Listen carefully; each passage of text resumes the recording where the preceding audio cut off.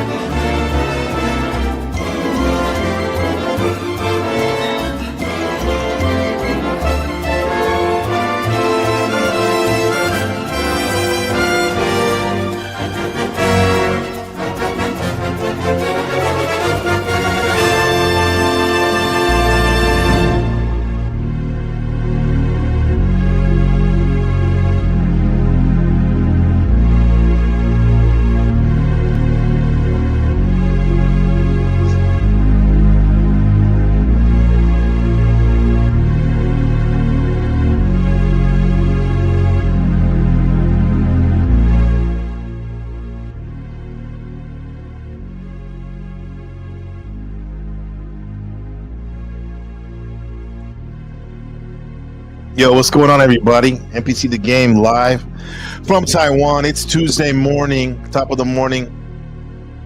Everyone out here in planet Asia. Good afternoon, good evening to my folks in the wilderness of North America and beyond. Today's your daily astrology forecasting, and today's episode themes are The Shining, Danny's Ordeal, Jung on parenting, and yeah, this is a trigger warning show. The topic involves SA, so just letting everyone know. Yeah, this is a trigger warning. Giving you a trigger warning. There'll be some sensitive topics talked about in terms of SA. And shout out to everyone in the chat. Markella, good to see you, my friend. Wheels, what's up, homie? Wiccan, I appreciate you letting me know what was going on with the stream. I got too excited and I shut it down as soon as I started it. Shout out to Shadow Buddha in the building. Sleep easy, brother. Yeah, there you go. Trigger warning for sure. Ozzy, good to see you. Been a minute. Good to see you. Glad you're here. You're first, right? Yeah, shout out to Look Within, the real Patrick Bateman. How's it going, brother? You know, we're always trying to get better here. You know, rising to the top, right? And one of the ways we like to do that is to have a good time, and we like to enjoy movies and whatnot. I mean, especially me, I like to enjoy movies. But I kind of watch them nowadays with like a double method going on, where I'm trying to enjoy it and engage myself and be lost in the movie. But then I'm also like picking up themes and whatnot. And one of the best directors I know that has a lot of themes and hidden meanings is Stanley Kubrick, who directed The Shining, as well as a lot of other good movies that have underlying themes of consciousness and going against the system and elitism and all that good stuff. Yeah, good to see you, brother. For sure. Yeah. I want to keep that music going. I like it too much. I'll make it too loud, though. Yeah, so it's good to see everybody in the building. Welcome back to the channel, where we break down hidden meanings, movies, and conspiracy culture, psychology, and life in a way that's fun and smart and just a little weird. What's going on, Ben? Be aware about some of these adults that are out here. If anyone ever does anything weird that makes you uncomfortable, don't be afraid. And I insist, tell your parents, because even in families, there's a lot of horrors going on, right? Yeah, so be aware, parents too, as you know. Keep our kids safe. Keep yourself safe. Yeah.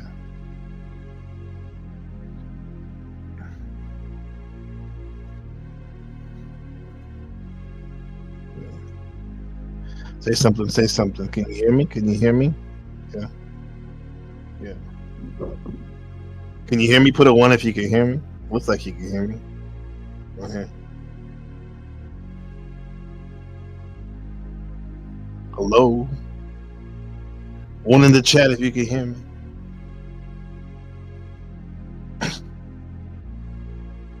Okay, good. Thank you. So yeah, so welcome back, and we're going to be diving deep into something, a movie that I like, and Will's mom used to like. Thank you. 1112222. Yeah, she had a Buddha in the building.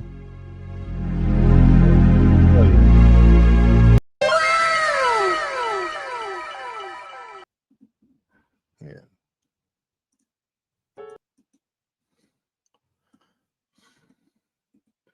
Yeah, so we're gonna be building on this. Thanks, guys.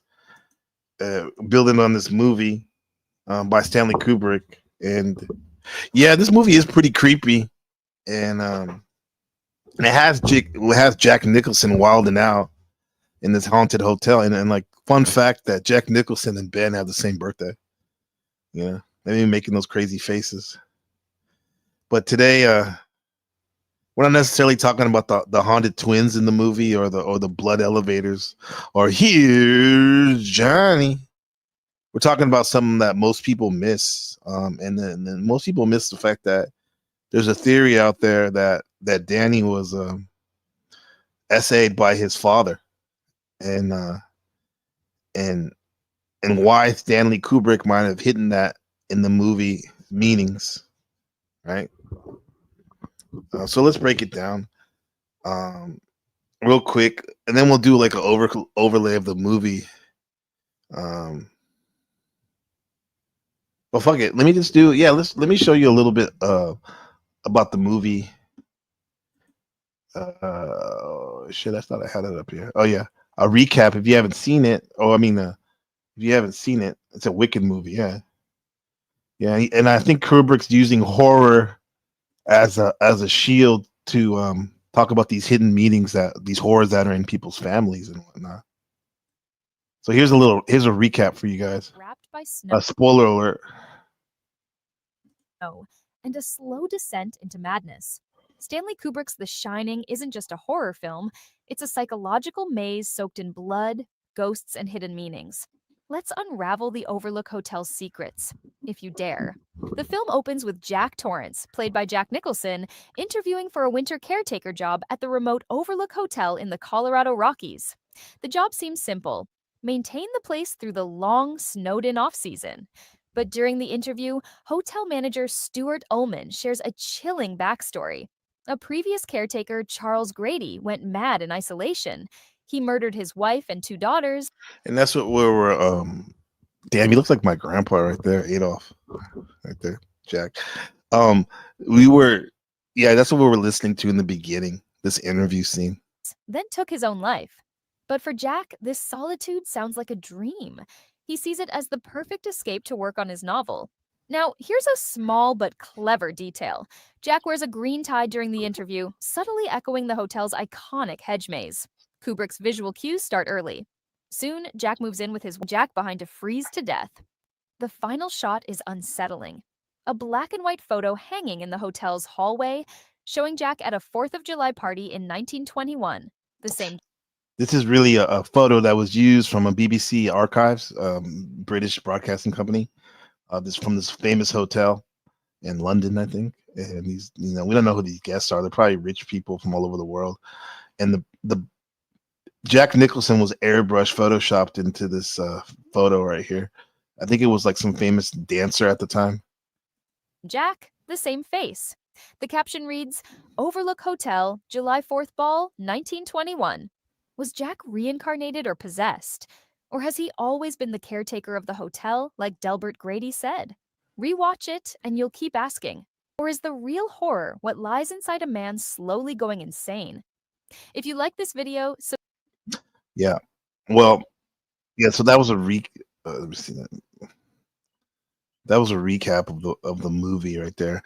But just to give you a backstory about The Shining, it was a novel based or motivated by a story by Stephen King, a novel by Stephen King that he wrote, and the movie is not that Stanley Kubrick made. It's not a direct adaptation of the book. Stanley Kubrick used the skeleton of the book, Stephen King's story, to create his own narrative of whatever he was trying to show. So it's not even loosely really based on the book. That's important because there's a lot of themes in this. This movie's crazy. There's a lot of hidden messages. Like I said, Stanley Kubrick. What's up, David? Good to see you, man. Live from Kentucky. Yeah. A lot of themes in this. There's a lot of themes in this movie. Like one, the Native American genocide. This Overlook Hotel was, according to the story, was built on Native American burial ground, similar to Poltergeist, right? So there's that, and then there's the generational trauma thing in there. In the book, we know more about Jack, who Jack Nicholson plays the character Jack, and it talks about a little bit about his childhood growing up, how he was beaten, but his mother and him were beaten by his father. He was abusive, alcoholic, and whatnot, right? And then in the movie, all we know is that Jack has a wife and a 6-year-old, 7-year-old son, Danny, and they're taking this job, as we say. And there are theories out there too that this is what we're going to talk about a little bit, that Jack Nicholson's character actually was abusing his son, and all the imaginary friend and all that wasn't necessarily a ghost, but it was his son trying to cope with all the abuse going on. And even in the Kubrick version, there is a metaphysical element in the fact that like for example, that butler Grady, on these weird flashbacks, might have been, like I said, an archetypal version of Jack's family, because that guy Grady killed his family as well when he was working in this thing. It's just wild. So let's what's going on? What's going on, Yolanda? Good to see you, Hermana. Locations have spirits, they do. You guys probably have some ghost stories or some paranormal activities in your neck of the woods. I grew up in San Jose, California, down the street from the Winchester Mystery House. And there's a lot of weird stuff going on over there. The Winchester fortune was basically made from a lot of bloodshed. Americans killing Americans, Americans killing Native Americans. All bad, right? So yeah, there's that. So what the Danny theory is in simple words, some people, like I said, believe that The Shining isn't just a scary movie, but it's about ghosts and madness. But also it's actually about child abuse happening inside a family. Trigger alert for sure. Specifically, Jack abusing his own son, Danny, and that's why the Overlook Hotel seems so evil, because it represents the evil that's already inside of Jack, right?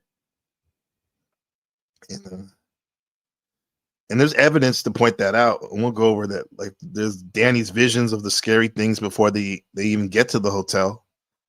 There's the red rum, like Winkin pointed out, the red rum thing, murder spelled backwards, possibly a hint at the hidden violence at home. And there's a scene where Jack's reading this is weird. You really have to look at this because I think when they made this, they didn't know that people had 4K TVs and they could pause things. They like to pause things, but there's a scene right before the interview where Jack is reading a magazine. It's a Playgirl magazine that supposedly on the cover it has an article well, you can actually see it, and it says something about incest in families. And then the bathroom scene where Jack talks to the ghostly bartender. It's like somebody talking about their unspeakable sins, and it's very disturbing. However, this is just a theory, and that the Shining is about the trauma of hidden abuse under the mask of a ghost story, right? Hola, hola, trans boy. Yeah. This is so my brother had a timeline in Tulsa. I think there's something in that location. Yeah, I like when you say timeline. We got to talk about that more. So yeah, so this is Rob Agers, who's like a master Kubrick historian, talking about this theory.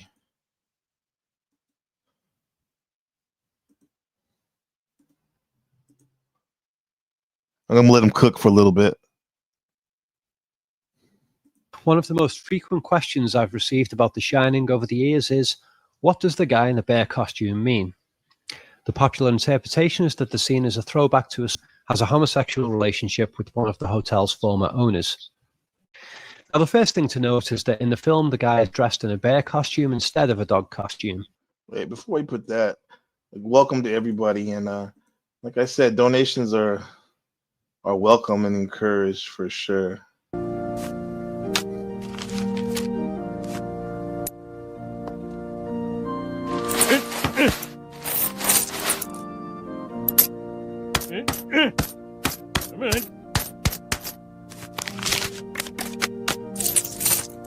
Why don't you just take my blood? Yeah, furry for sure. For sure, Joe Cool. A shift from dog to bear doesn't have any significant effect on the aesthetic scariness of the scene, so there must have been some sort of logic at work in Kubrick's decision. It is. And I think it's more than just a case of, we couldn't find a dog costume, so we just used a bear costume. I'm sure you'll agree with that as we go on. So, Arctic. The second obvious factor is that Kubrick has omitted the entire backstory associated to the dog-costumed man in the novel, leaving his audience at a complete loss as to this scene's meaning. Seems like a pretty damn clumsy thing to do. If you're going to remove that whole backstory, then why have the bear costumed or dog costumed revising scripts, having other writers work with him on scripts, making sure things that were all ironed out nicely? He wouldn't just make a stupid mistake like that. The switch from dog to bear is an essential key because there are lots of other suspicious appearances of bears in the movie. We'll start with the easiest one to notice, which is in the scene of Danny talking to the psychiatrist. Danny has just had a nightmare vision in the bathroom, so his mother has called a doctor. In the close-up of Danny, we see that his pillow has a teddy bear face on it, which is placed prominently in shot next to his head. If Kubrick didn't intend that to be there, then it's quite a mistake because it's rather distracting visually. We'll come to the dialogue of this scene in a minute because it's important, but first of all, look carefully at this teddy pillow. Look at the eyes. Here's the original Pillow Pals prop from a catalogue way back in the 1970s. What's going on, when the Snow? movie was made. And look at the eyes between the Good two. to see you, Snow. In the catalogue, the eyes are round, but in The Shining, the eyes have been trimmed to look more sinister, like the floor dials of the gaping mouth River of Blood elevator. The scene even begins with the doctor looking right into Danny's eyes as if emphasizing the importance of eyes in the scene. In fact, her voice brings up the subject of eyes before we even see what's happening in the scene. Now hold your eyes still so I can see. Thank you for coming by. Appreciate you. Several times in the movie, this elevator with its gaping mouth and eyes appearance is intercut with Danny's screaming face. The bear. Look at the eyes on this one right here. The marketing poster for the film, note the face with the letters looking both like a child and a teddy bear. And it has the same terror eyes as the pillow prop in the elevator. Another conceptual link is that both of these bear appearances are featured in relation to beds or bedrooms. Now, I'm not going to beat around the bush anymore by... Joe Cool just coined that. A topless panel right now, just reminding the ladies, yeah. It's topless right now, huh? A lot of history, yeah. 35 millimeter. The Shinnin, yeah. But yeah, it's okay. I'm the cock of the walk when I'm walking alone. Shout out to cats. maybe Jack's descent into his madness tapped into his own murderous with his collective unconsciousness. He had to, and then the collective unconsciousness would have been turned up to 10. If you're living in that Indian burial ground land, as well as all the debauchery and weird shit that was going on in the hotel over the years. A recipe for destruction. Slowly building And add with the decadence of the 80s. Up to my interpretation of this present, future, past, all in one. Theme. I'll just say it outright. Danny has most likely been sexually abused by his father, Jack, and this bare fellatio scene symbolizes the abuse. Here's a Jack is reading a January 1978 issue of Playgirl magazine. It says in the second article, in incest, why parents sleep with their children. Damn. Horrible. Not Playboy. So first of all, there's the obvious homosexual innuendo, but the story titles featured on this particular issue include Incest, Why Parents Sleep with Their Children. Oh, just a reminder at this point, for those of you thinking that the Shining movie can be explained by the Stephen King novel, no, it can't. Kubrick stripped away most of the novel content, keeping only the bare bones plot structure, and even that he changed drastically. For example, in the novel, the hotel blows up at the end, and there is no hedge maze. Kubrick then layered a whole bunch of other themes on top of that in the movie, which weren't in the novel. See my full Shining analysis article for a breakdown of those differences. The link is in the video description below. Now, before we carry on, I know there will be people who love The Shining and really won't want this theme of parental sexual abuse to be true. If the idea offends you, then you may as well stop watching this video now, because the evidence for this theme is going to mount up very strongly. Yeah, half the people just left when they showed that Playgirl article. We don't co-sign on that for sure.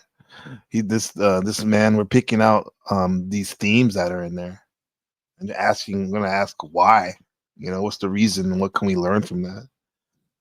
And this is going to come in later about how to become a better parent, right? First, you got to know what not to do. Throughout this video. So if you can't handle it, just go watch a dumb Batman superhero movie or Lord of the Rings or whatever escapist stuff makes you feel better. You heard it? You heard that, people? Yeah. I get it if you were triggered by it, for sure. For everyone else, let's carry on. Returning to the comparisons between the bare costumes man scene and Danny talking to the psychiatrist, sexuality is subtly referenced in the second scene and very obviously referenced in the bear scene. The bear man appears to be giving fellatio to the man on the bed, just as the dog man in the book was carrying out a sexual submission role with his partner. The open patch on the bear man's behind in the film simply adds to the sexual emphasis. And directly above Danny's bed is a framed picture of two bears, one standing and one sitting. Of all the places in the film that a picture of bears could appear, this one is right above Danny's bed, and there are no other framed bear pictures in the movie that I've been able to find. A little one and a big one. It's also possible that the framing of the bear picture is a parallel of the fellatio bear being seen within a door frame. But don't worry, my interpretation of the bear issue doesn't hinge on that admittedly reaching observation. In fact, it doesn't need to, because other parallels are much more in your face. For example, in another scene in Danny's parents' bedroom in the Overlook, there's a picture of two naked kids, one standing and one sitting. How remarkably similar to the picture of the bears.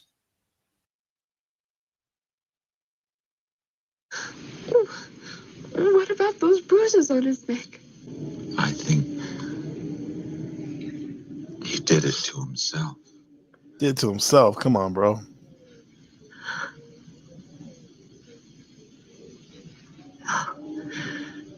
That's not possible. You would never hurt Mommy or me, would you? I love you more than anything else in the whole world. I would never do anything to hurt you. Never. Jesus Christ, he looks crazy. You know that, don't you? Hmm? Yes, Dad. Gee. Some say that Jack Nicholson maybe wasn't the best for this role because the do you think in the narrative that it shows the descent into madness, right? In order to have a descent into madness, you already have to look somewhat normal, right? However, he looked crazy from the beginning during that interview.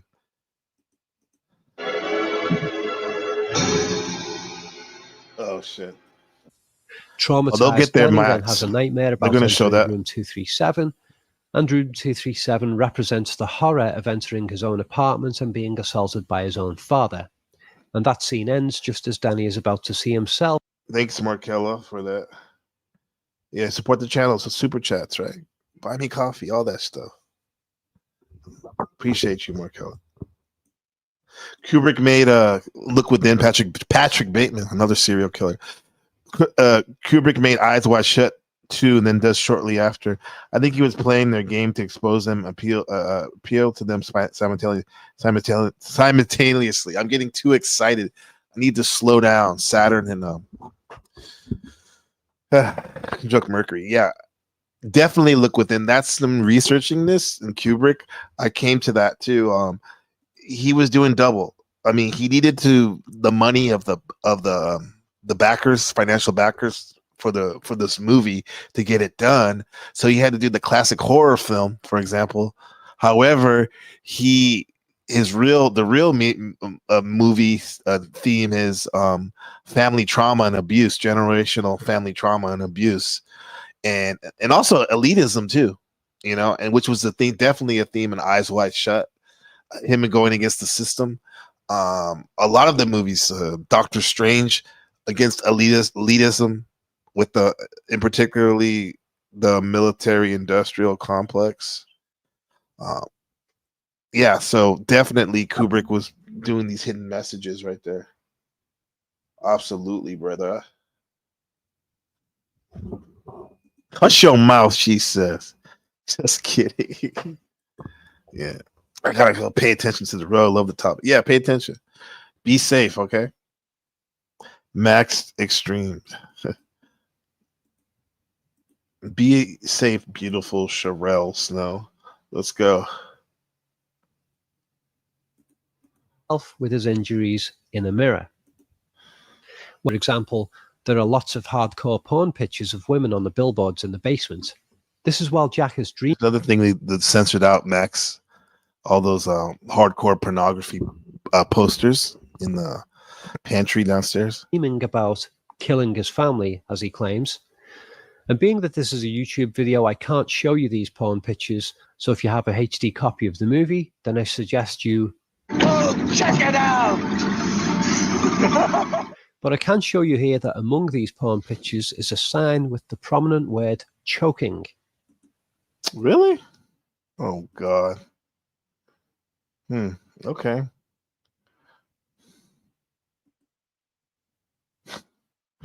Oh my God. Really?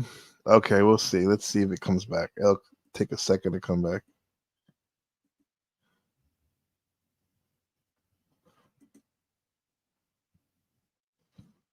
Give it a second.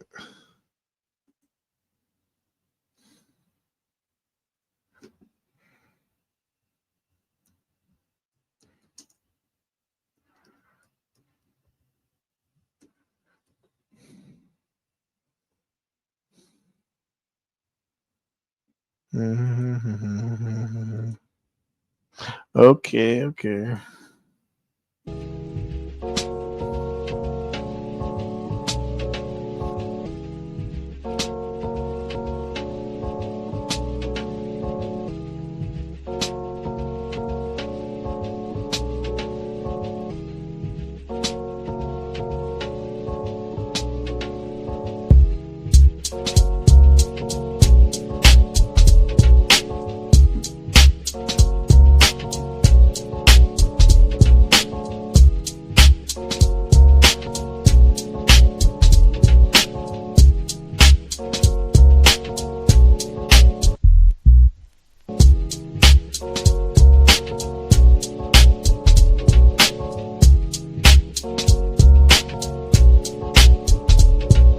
Are we back?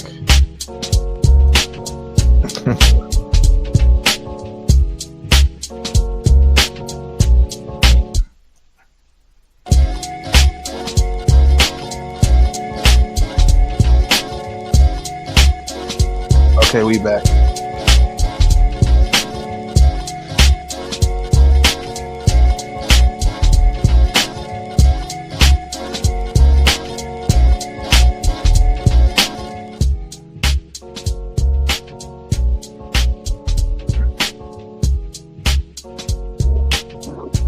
Markella, maybe you can watch the replay on that, huh?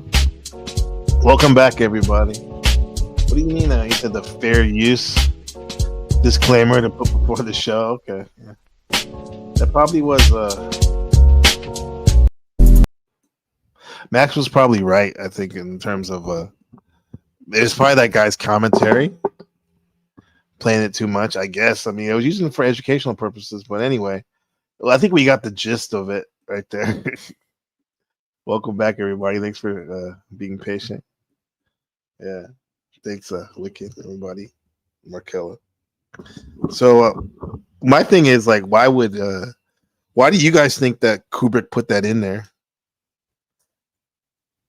And like in particularly, like why would Stanley Kubrick put something like that in a horror movie?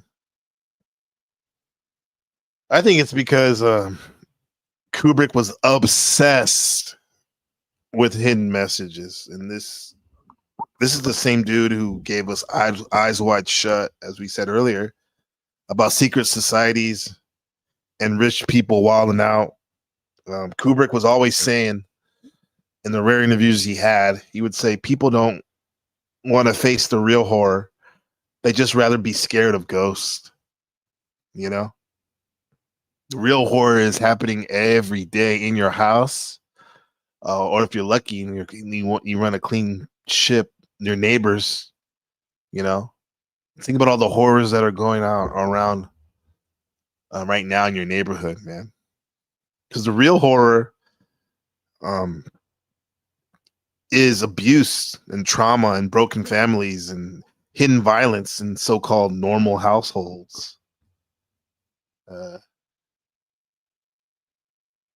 And I think I know Kubrick was telling us that forget about the haunted houses, the real haunted houses is the family itself. It can be, right? And there are examples of it, like we said, and things that give it away. And that creepy scene with the naked lady in room 237. Remember that one? You saw a little bit about it. Danny getting attacked in that room before. Yeah, that's the main one right there, where his dad's calling him in the room, and it symbolizes. And I'm not the only one that says that this symbolizes Danny representing trauma, being attacked by something hidden and unspeakable. And check this out. When Wendy, the mom, asked Danny what happened to him, Danny sucks his thumb and won't speak. And that's a textbook behavior of children who experience trauma.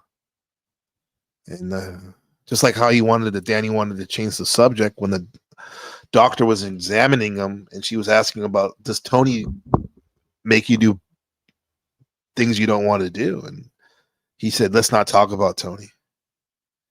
And none of this is actually confirmed.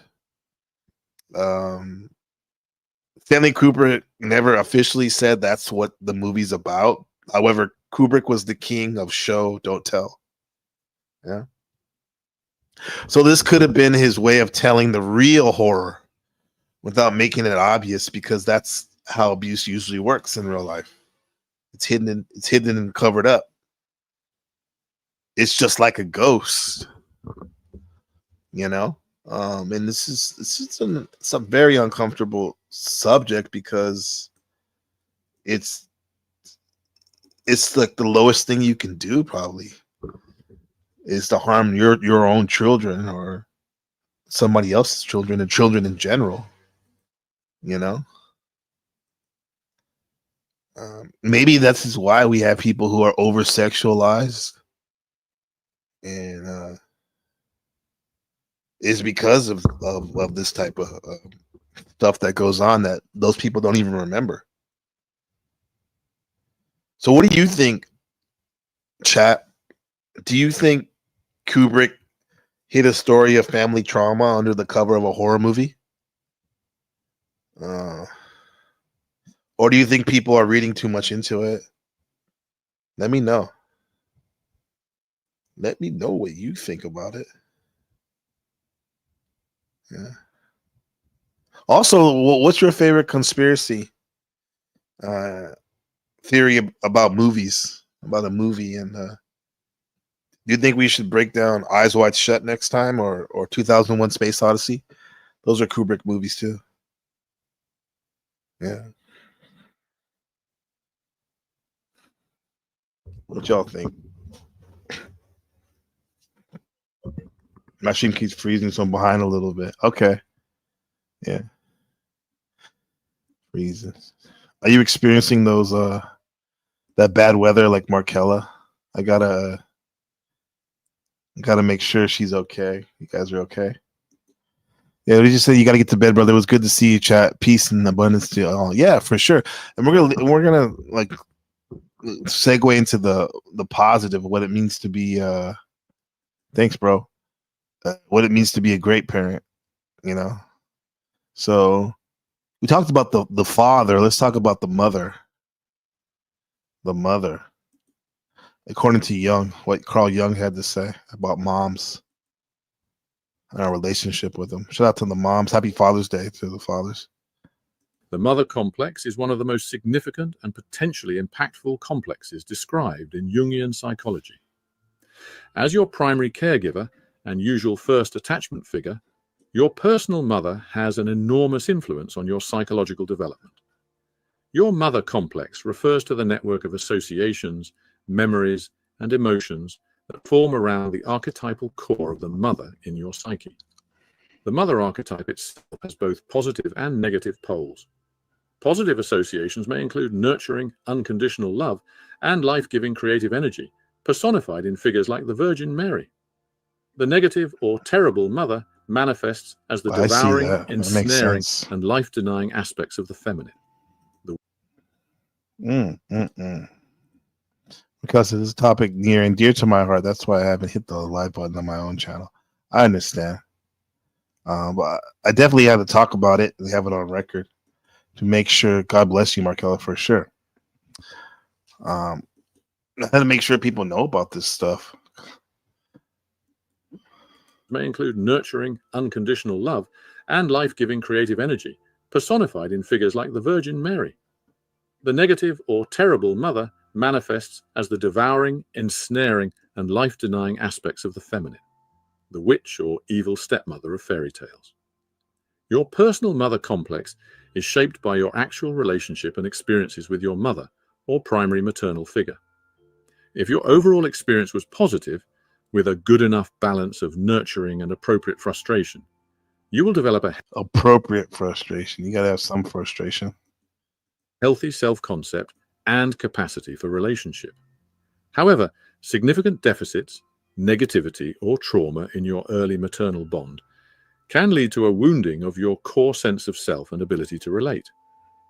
Your negative mother complex may stem from experiences of a neglectful, attacking, engulfing, abandoning, or otherwise hurtful mother. Do you think it's better to have a horrible mother? Live with a horrible mother that does all those things that were mentioned? Or horrible parents in general, or father, or not even grow up with parents?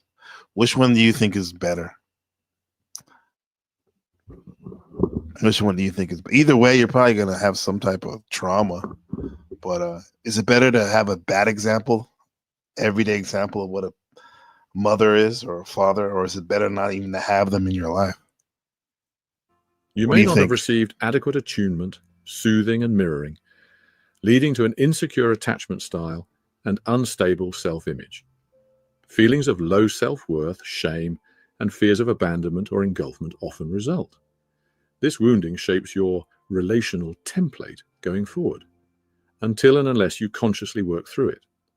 Your intimate relationships in adulthood will be colored by your unresolved mother complex, with your selection of partners and relational dynamics unconsciously aimed at repairing the original deficit. Without awareness, this often leads to repetition and re-traumatization. Yeah. Their position. Markella says, what did you say here first? We are their voice. See something, say something for sure. Yeah, that's what I'm telling you. Be aware. Say something if you feel uncomfortable, children.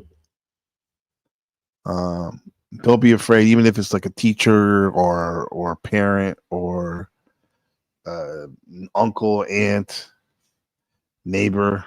Yeah, let people know. She said, Marcus, I'd rather have not had any parents. Right.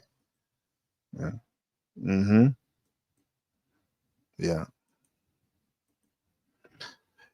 If people have thoughts on this Danny's ordeal, the disturbing hidden theory, stay aware, trigger warning, or any ideas about parenting, here's your chance to come up. I have the space to go over that, usually the hour mark. Usually we only stay an hour, but I got a little bit more time today. I'm allotting some more time, so let me know. We can still be building off these Carl Jung ideas. Toxic parents. The curse of perfection, why the golden child is doomed before they even begin.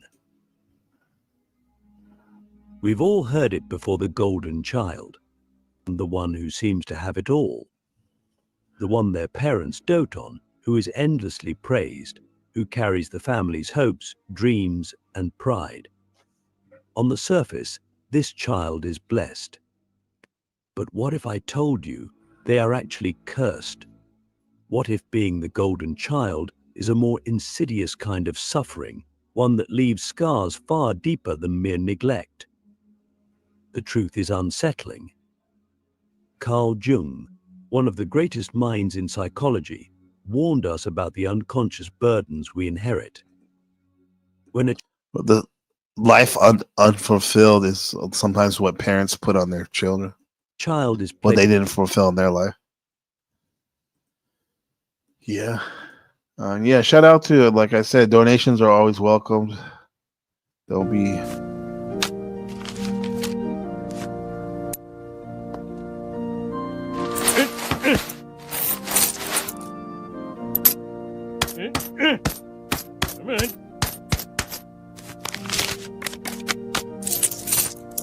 Why don't you just take my blood? We'll take that next time. What's going on? She said, my cousin, yeah, all know the signs as well, for sure. As a parent, know the signs. You can help support NPC's channel by super chatting, for sure. Super chat, super sticker, or buy me a coffee. Right. If you need a reading, astrological reading, natal chart, hit me up on the buy me a coffee right there. We can do that for you. Thank you, Markella. Appreciate you. Placed on a pedestal, they are not given love, they are given an illusion. They are not giving the love.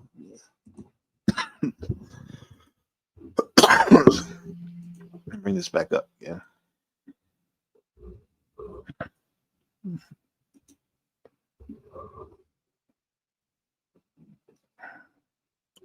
There we go.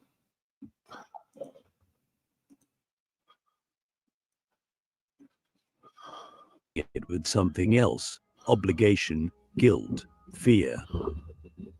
Let's dive deep into the philosophy of this phenomenon, the real psychology behind it, and the devastating impact of toxic parenting. Because the golden child is not as lucky as they seem. Let me ask you this, have you ever felt like you weren't allowed to be yourself? That your value depended on how well you played a role someone else designed for you? If so, you already know the pain of the golden child.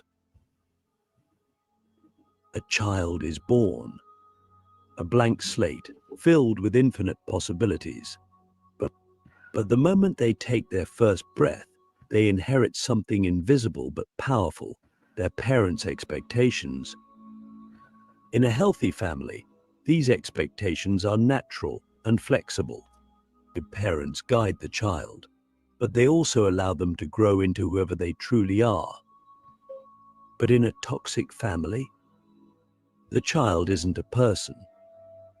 They're a symbol. Here's how it happens. A parent looks at their child and doesn't see them, they see a reflection of themselves. And because of this, they shape that child into their ideal, crafting them like a sculpture, chiseling away the parts that don't fit. Click subscribe to this channel to get more profound insights. You have to say, though, definitely in terms of parenting,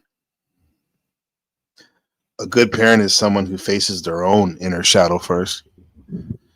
You can't raise healthy kids if you're projecting your own issues onto them.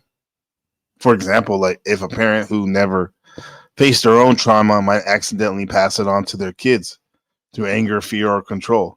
We saw that in the theatrical Kubrick movie, The Shining, on the Danny Ordeal theory. But you could probably see things in your family or an extended family where that might have happened, right? Jung said that nothing has a stronger influence psychologically on their children than the unlived life of the parent.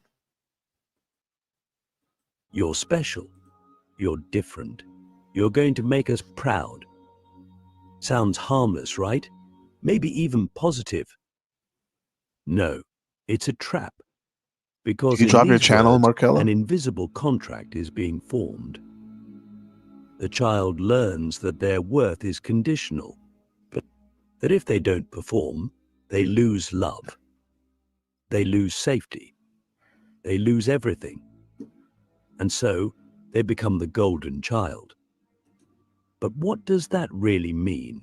It means perfection is required. It means failure is not an option. It means emotions real, messy emotions are dangerous. Because what if the golden child is sad? What if they are tired? What if they want something different? No, that can't be allowed. So they learn to wear the mask. And this is where Jung's warning. Yeah, check out Markella's channel. She has videos about all the signs of SA and what to look for as a parent or uncle or aunt, you know, or anyone that's concerned about children's safety. True Crime Addiction at True Crime Addiction Life. Thanks, Markella. Comes in. Jung spoke of the persona, the mask we wear for society. And for the golden child, this mask becomes their prison. The more they wear it, the more they forget who they truly are. Beautiful videos too, Markella. Imagine this, you're given a golden crown. It's beautiful. Everyone admires it. But over time, it starts to dig into your skin. It gets heavier. You can't take it off, because without it, you fear you are nothing. And so, you bear the weight. Until one day you realize you don't even know who you are beneath it. This is the real tragedy of the golden child. The more they succeed, the more they suffer. Because their success is not their own. It belongs to their parents. Their dreams are not their own. Their identity is not their own. And the worst part, they don't even realize it.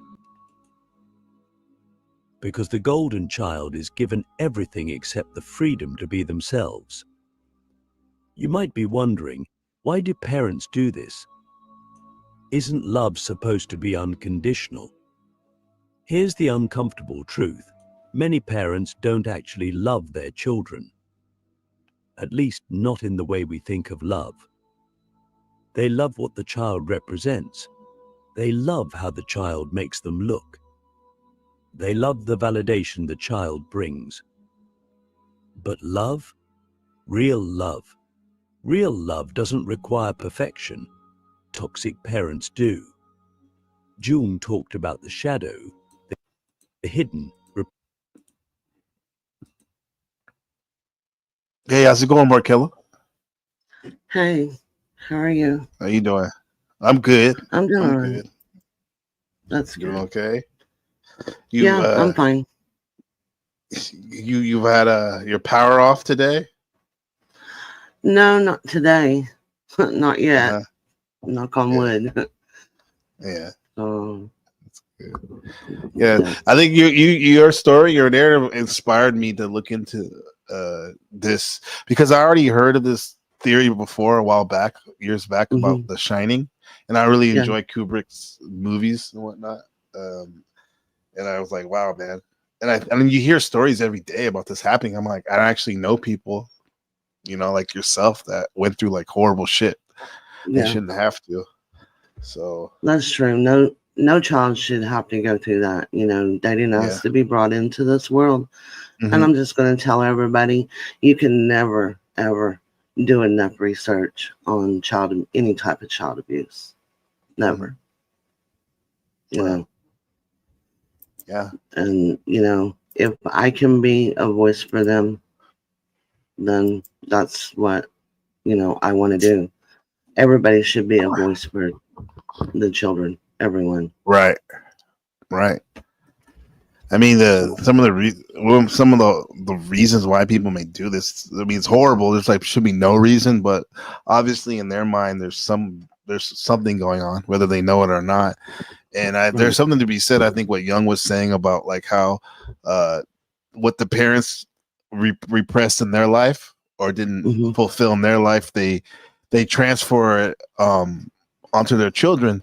And that can be on a lightweight scale, which is bad enough. When let's say the father or the mother was an athlete, for example, and maybe they didn't make the team they wanted to or go farther with their sports career, so they put all this pressure on their child to do that. Right, that's an example. But it also could be with some of these people who are they felt sexually repressed, and then they transfer that energy onto their children, which is horrible. But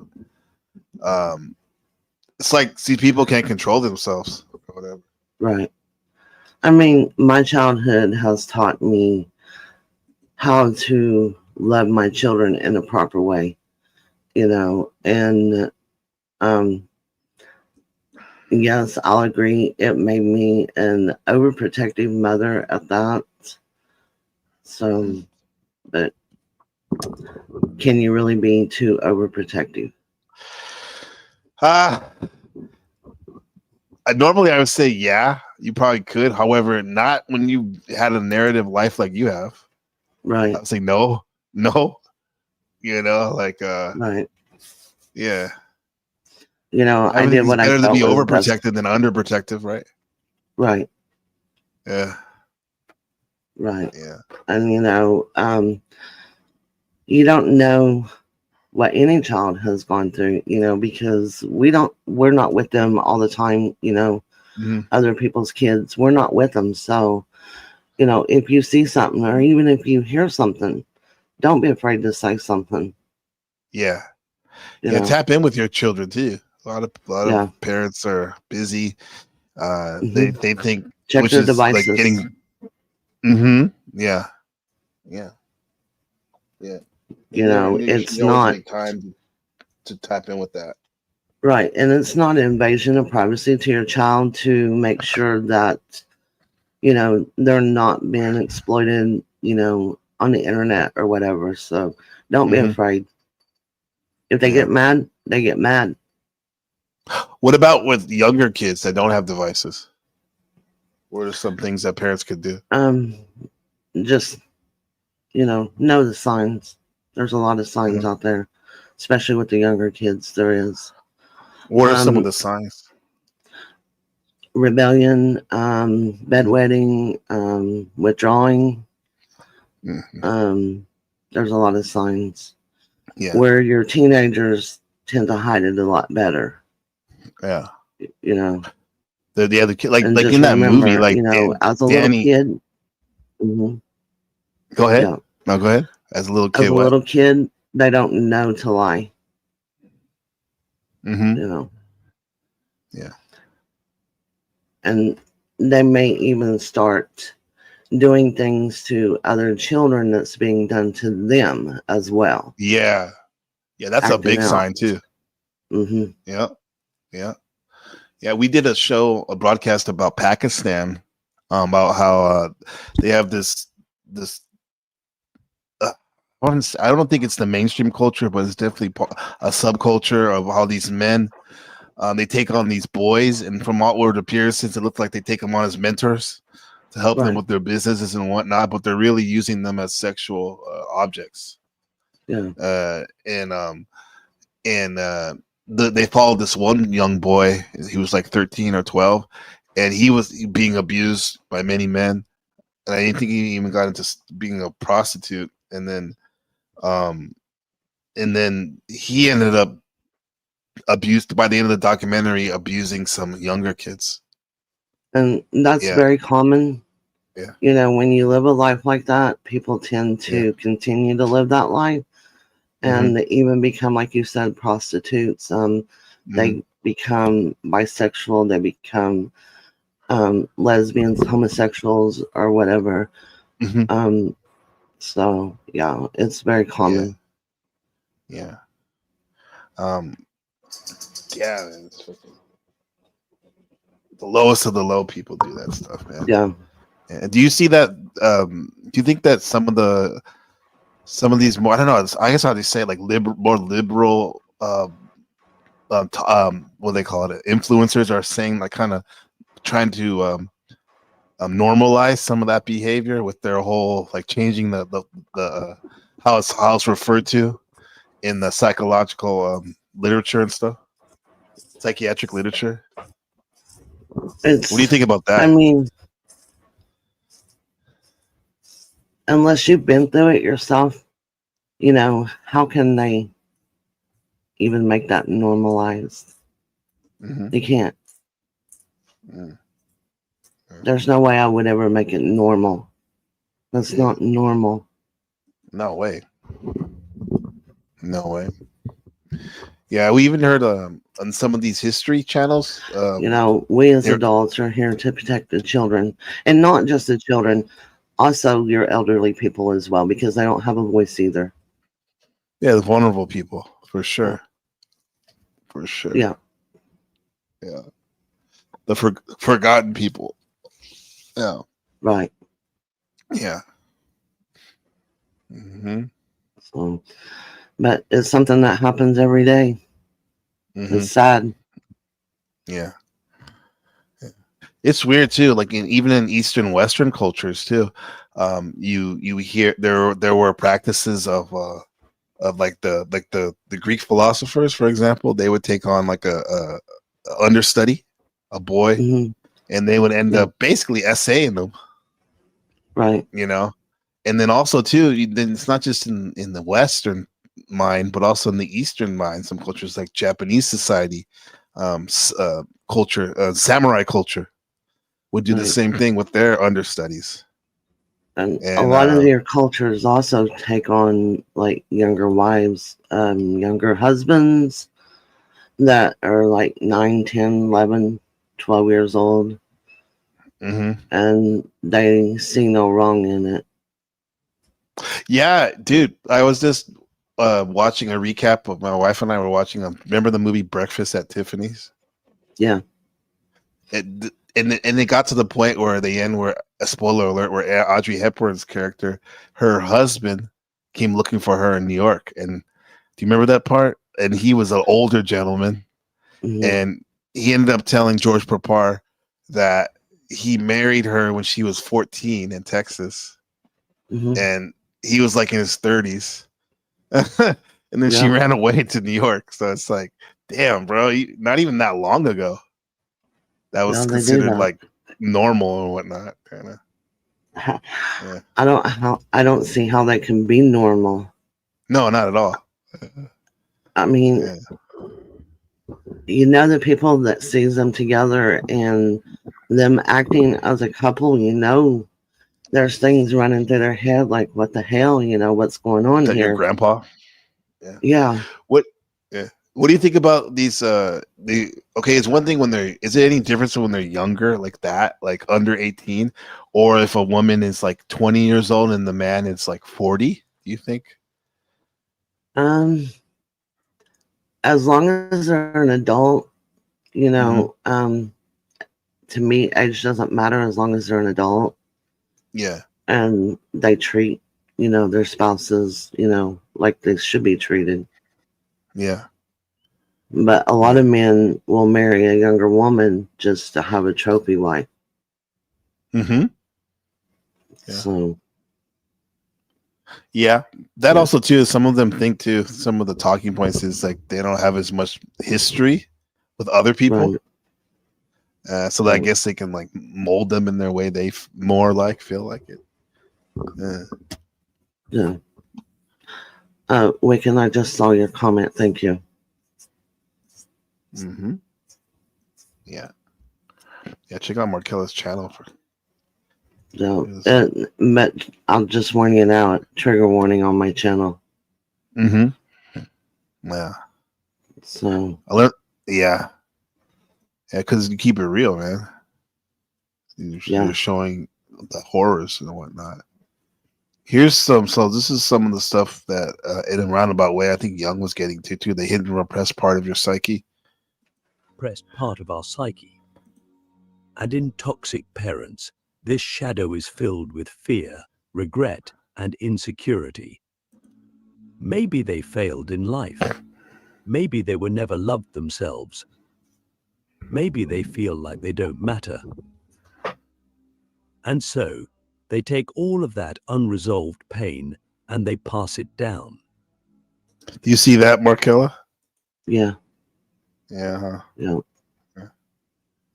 And I'll admit, I have a lot of insecurities. I really do. Mm-hmm. Right. I admit that. Yeah, but we try not to pass it down to our children. Right. You're aware of it. Right. I don't even think that those other parents are aware of that, huh? Relatively have a good lives now. Yeah.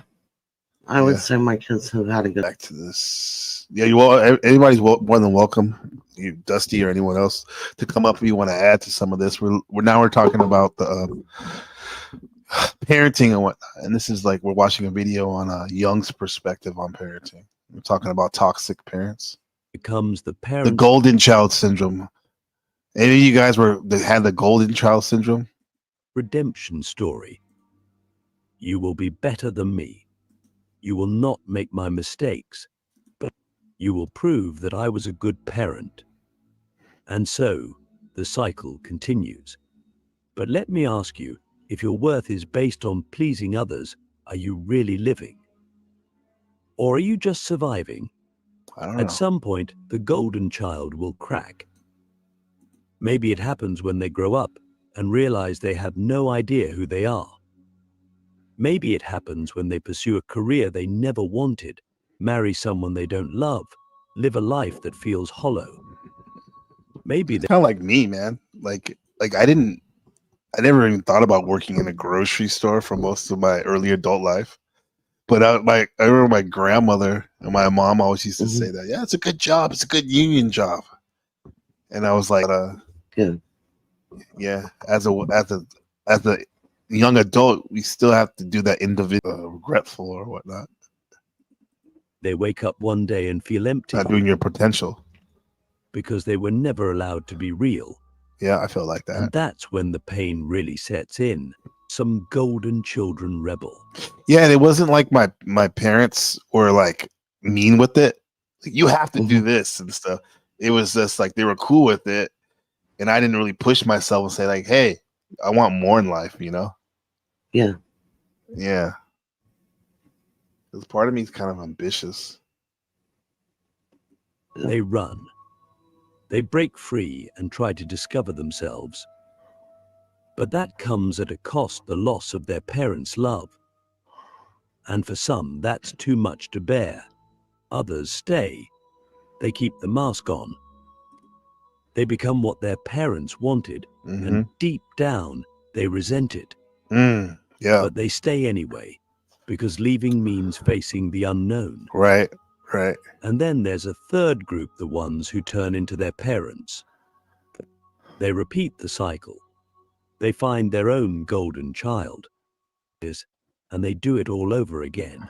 That was the theme. If you go with that Danny's theory in the Shining, he was repeating the cycle. Jack was around human history, that in recent human history, and this is where we are. Like you said, we're supposed to stop, put the brakes on. You live in your car and whatnot, huh?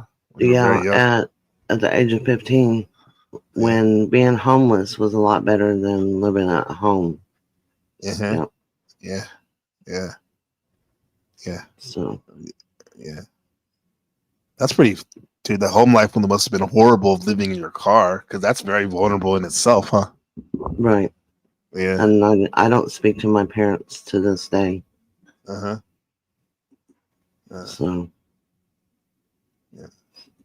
And I had two sets of parents that was like that, because I was adopted at the age of 8, and but I suffered abuse with both sets of parents. Not just from, I suffered them with my mother's and my father's. Damn. Yeah. Well, blood and and adopted. Yeah.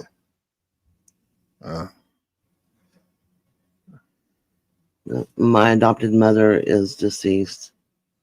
I mean, my real mother is deceased. Sorry, my adopted dad is deceased. Yeah. I do not speak to my adopted mother, and I do not speak to my real dad. So. Yeah. Was your current husband, was that like the first time you really felt like loved and protected by someone else? No, not really. I was the one that married because I guess I was, I don't know, for rebellion reasons, and I knew when I got married that my parents would hopefully leave me alone. So when I married the first time, I didn't love him. Yeah. At all. Yeah. So. That's like a marriage of convenience. Right. You were I like, really didn't know what love was until my second marriage. Yeah. Oh yeah, that's what I asked you. I said your current marriage. Probably the first time you felt love. This is actually my third marriage. Oh, okay. All right. So, but second, so you're saying the second was the first time you kind of started to feel real love, huh? Yeah. You thought it was love. Yeah. Yeah. Yeah. Coming from where you came from, that must have been like really cool at the time, huh? Right. Yeah. And then, I had my own children that love me for who I am. Right. Unconditionally, huh? So, yeah. Yeah. Because that's the thing about trauma. Some people never if you find don't that. confront it, you pass it on. You don't confront it, you pass it on. That's true. So what's the way out? Yeah. Jung would say this: integration. The golden child must face their shadow. They must break the illusion. They must confront the painful truth that the love they received was conditional, and that their parents were flawed, that they were never given the space to be real. And then they must reclaim themselves. It won't be easy. It will hurt. Because breaking free means facing the emptiness that was hidden beneath the golden mask. But that's the only way to be free. So Was it probably easy for you to break free because it was so horrible? Yeah. Yeah. Yeah. Yeah. Yeah. Whereas it was mine like is like a little lifted. different. Yeah. Yeah. The weight lifted. Yeah. Yeah. And there really was a big weight lifted when my adopted father passed away. Because I knew that what he done, he couldn't do it to any other child. I wasn't the only one. So. Yeah. But I didn't find this out until I didn't find out that I wasn't the only one. And back then, it seemed to go unnoticed, and they would just brush things under the rug, and Yeah. That was her son? No, that was my cousin. Yeah, but you know what I mean? But at least is there a part of you or that was able to, like he said, integrate the shadow in terms of like they didn't know. I was able to see her as more as a human, like a human than just as my mom. Like integrate. Yeah. Yeah. Yeah. Makes sense. That would take a long time. Right. Are you doing, you're doing what you're supposed to do. Yeah. I ask you, if you had to choose between being loved for who you pretend to be or being alone but real, what would you choose? Now being real, but I can see how folks love that false sense of love, I guess. False love. Yeah. Just because they want love. It's like my son is Ben's having a issue with his kung fu gymnastics class, where the coach has been telling him, like, if you don't keep up the par, you have to put you in the lower class. Right. Which is because he got bumped up a couple months ago to the big boy and girl class, which he was proud of. And so, but now he's coaches like, you need to keep up your performance. So, but now Ben takes it as like the coaches doesn't like him, and when in fact it's like, nah, it's not that. He just sees your potential. He wants you to do better. Yeah. Yeah, and he's in first grade, but I go to all those practices, so I see. I don't think the coach is being mean or anything, but he's just how he takes it. And the reason I bring that up, it's like that. It's like an example of that. Like in some ways, I bet Ben at this point in his life, he's more apt to see that fake praise, not genuine praise, rather than like tough, being honest, even if it's critiquing. Right. Yeah. It's easier. I think I want the critique, even though it's nice to have the praise, even if it isn't genuine. But because I always want to get better. Right. And that's something I didn't have growing up either. I was very athletic, and my parents didn't go to. I hope I don't make you feel weird, like I feel, but yeah, I could, or with somebody that wasn't good for me, and I was like, oh man, I wish I could have that. Oh man, and I was happy for them, but then part of me was, because he is sensitive, and I was like, damn, the guy's right on. Because a lot of times I'd be doing that shit, like a little bit. We need to be mindful of the other side, the shadow side too, so people don't fall too deep into that, Abused. Mm-hmm. I still research, but I know the signs because of what I've went. This is Markella's channel, guys.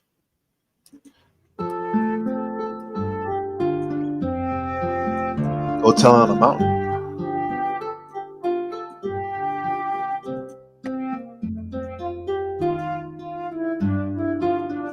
Was it nearly 2/3 of all cases CC handle involved? 2/3. That's like most of them. Sexual abuse, physical neglect, Mr. Bond. Damn, that's a big, for physical abuse. That's a really big. It's over 40% more. It looks like. Why is that, you think? I don't know. And it's not. A lot of times, it's not just the parents. We have people that that have been supposedly great people that's been in our country. Like your popes, your presidents. Your police officers, your preachers. That are, child abusers. Yeah, they're in the like supposed to be helping children and families and stuff. Yeah, even though like I was talking about kung fu and stuff, there's a lot of cases where the martial arts teacher and coach and all that stuff too. Right. And now you see women, more and more women doing that to kids too, like teachers and whatnot too. Right. So yeah, it's wild, man. I'm sure before the end of my lifetime, I'll see more women, and that's sad.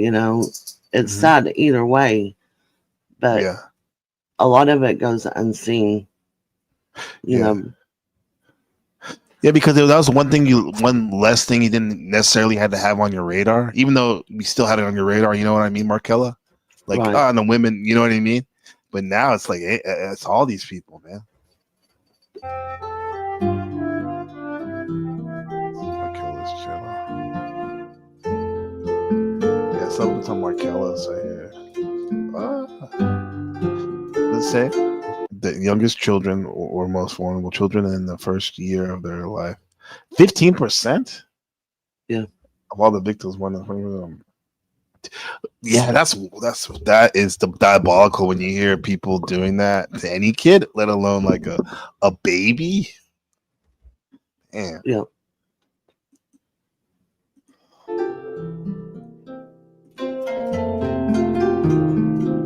Markella's. This is the video we're watching right now. Demographic. Girls had a victim rate of 8% per 1,000, and the population higher than boys at 7.5, almost equal. American Indian and Native American children have the highest rate of victims. 15. Why is that? Population same race because the parents are down. The parents and the children have, like we said, all that trauma that they never addressed. Yeah. Especially in those communities, huh? African Americans, 13%. Yeah.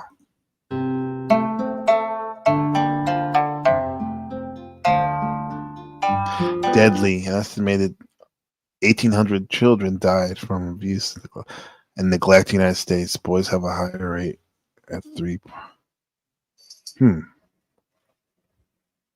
Those children. The African Americans high.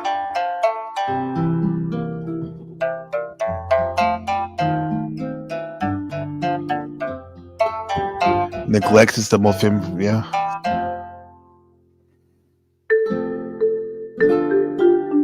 Wait, okay, it says that 76%, right, of all abuse. Yeah. But on this other graph, it said that this one was the highest sexual. Right here. Mm-hmm. See how it's different? Yeah. Yeah, different right there.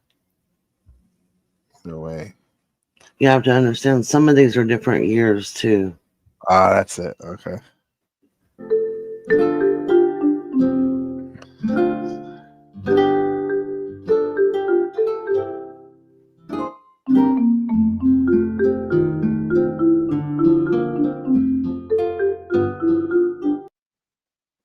By their parents, see? Back to The Shining. And then as we know, like real life cases, our friend Markella was abused by her multiple parents. 77% were victimized by parents.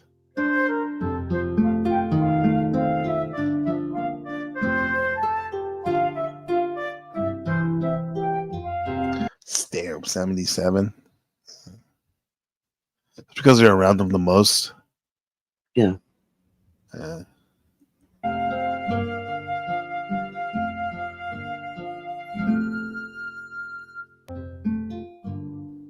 Okay, this is when the child. A lot of times we talked about this earlier. When the child is abused, they pass it on, right? Right. To other kids. In 2022, 21% of people alleged to have been abused as a child were themselves when they knew of around 14% of the total cases were teenagers. Wow. Do you think that happens a lot too? Or like when let's say a child was been abused and traumatic things have happened and they get adopted and there's other children in the house. You heard cases of those children abusing other children too? Yes, I have. Yeah. Well, thank you, Zephyr. Yeah. That was the only abuse I went through. Yeah. Raquel's super strong and loved. Sometimes strong is the only thing you know to be. Yeah.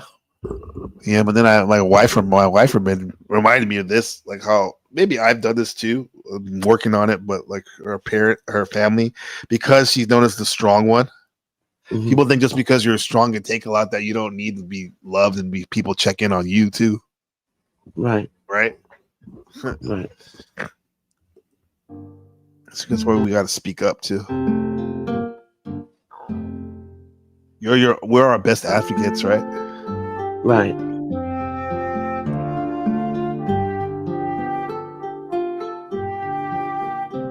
Yeah. Never repeat that. The cycle stops, sir. In recovery, this is an organization, CACS. They help kids and families that get or abused have to. The CACS.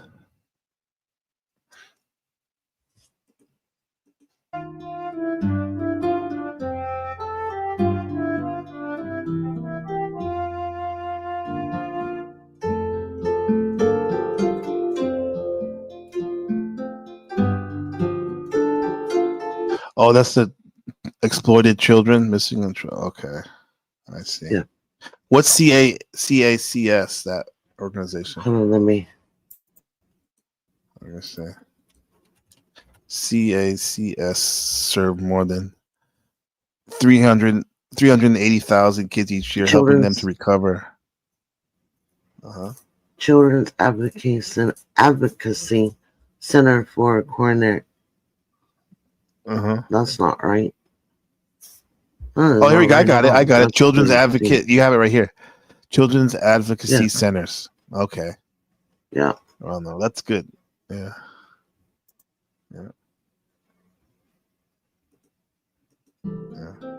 There's the hotline if you need it. That's a sweet video. That's a very powerful video. Needed. Thank you. Thank you.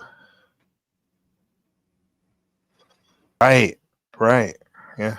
And they might not, or they might have problems that they're able to work through. It's hard for us to think about that because that's not normal to us.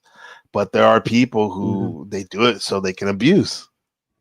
Yeah. They want an in-house abuse person they can abuse. That's why they do it. The radar. Yeah. Zephyr said this happened with a guy friend of mine. Hurt people. Right. My mom is the strongest person in my family, and what you said is true. NBC. That's why I call her often. Yeah. So many. It's like every fucking woman. I don't mean fucking woman, but like I'm mad at the women in my family, like my mom's side and stuff. They've been abused, dude. I never heard my grandma's story, but I'm sure there's some stuff that happened to her, probably. Right. And the suicide rate is really high on children that is abused as well. Yeah. He's dead because like his father was super abusive to him and his mom. Right. Yeah. And look, bro. I mean, I guess this is like everything's related, but then you got these other streams out there right now where they're live, and they're talking about should we acknowledge and tolerate female promiscuity. And there's like almost 300 people watching that right now. So it's like, come on, man. It's just, I just had to acknowledge the fact that, like, I mean, to each his own, but it's like, bro, that's like a luxury question compared to what we're talking about. Bringing attention to. Come on, man. Anyway, yeah. Get through this. Watch a little bit more of this Jungian stuff. Okay. Voice. That's the only way to escape the golden cage. The burden of the chosen one. Why the golden child can never truly be happy. The golden child grows up believing they are special. They are told they are different, gifted, chosen. But what they don't realize is that this is not a blessing, it is a burden. From the outside, they appear to have everything: admiration, achievement, the illusion of being loved. My mom would love bomb me. That's what I got. But deep inside, something feels wrong. There is an emptiness, a quiet voice whispering, this is not real. Because the golden child is not loved for who they are loved for what they represent. And when your value is tied to an illusion, the fear of losing it becomes unbearable. Imagine standing on a stage, a spotlight shining down on you. The audience watches, their eyes filled with expectation. You smile, you perform, you do what is required. But the moment you step off that stage, you cease to exist. The golden child is forever on that stage, living not for themselves, but for the audience that determines their worth. Every achievement is applauded, every failure is hidden, every imperfection is denied.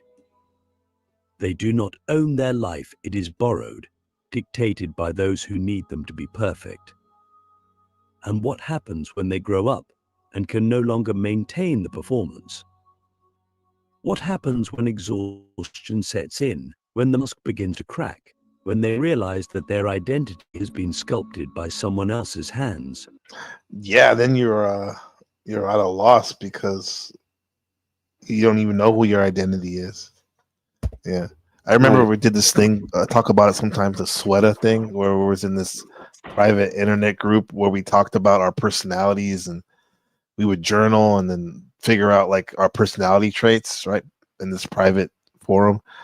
And the whole point was to deconstruct your personality to see what's behind your true self.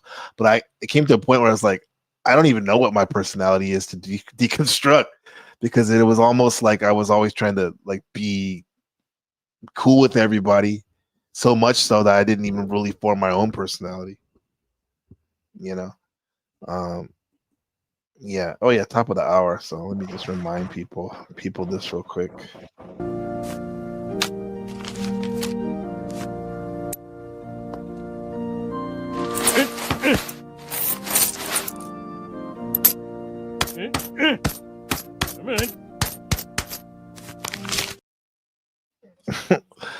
Like it kind of well, 100. Yeah, you can.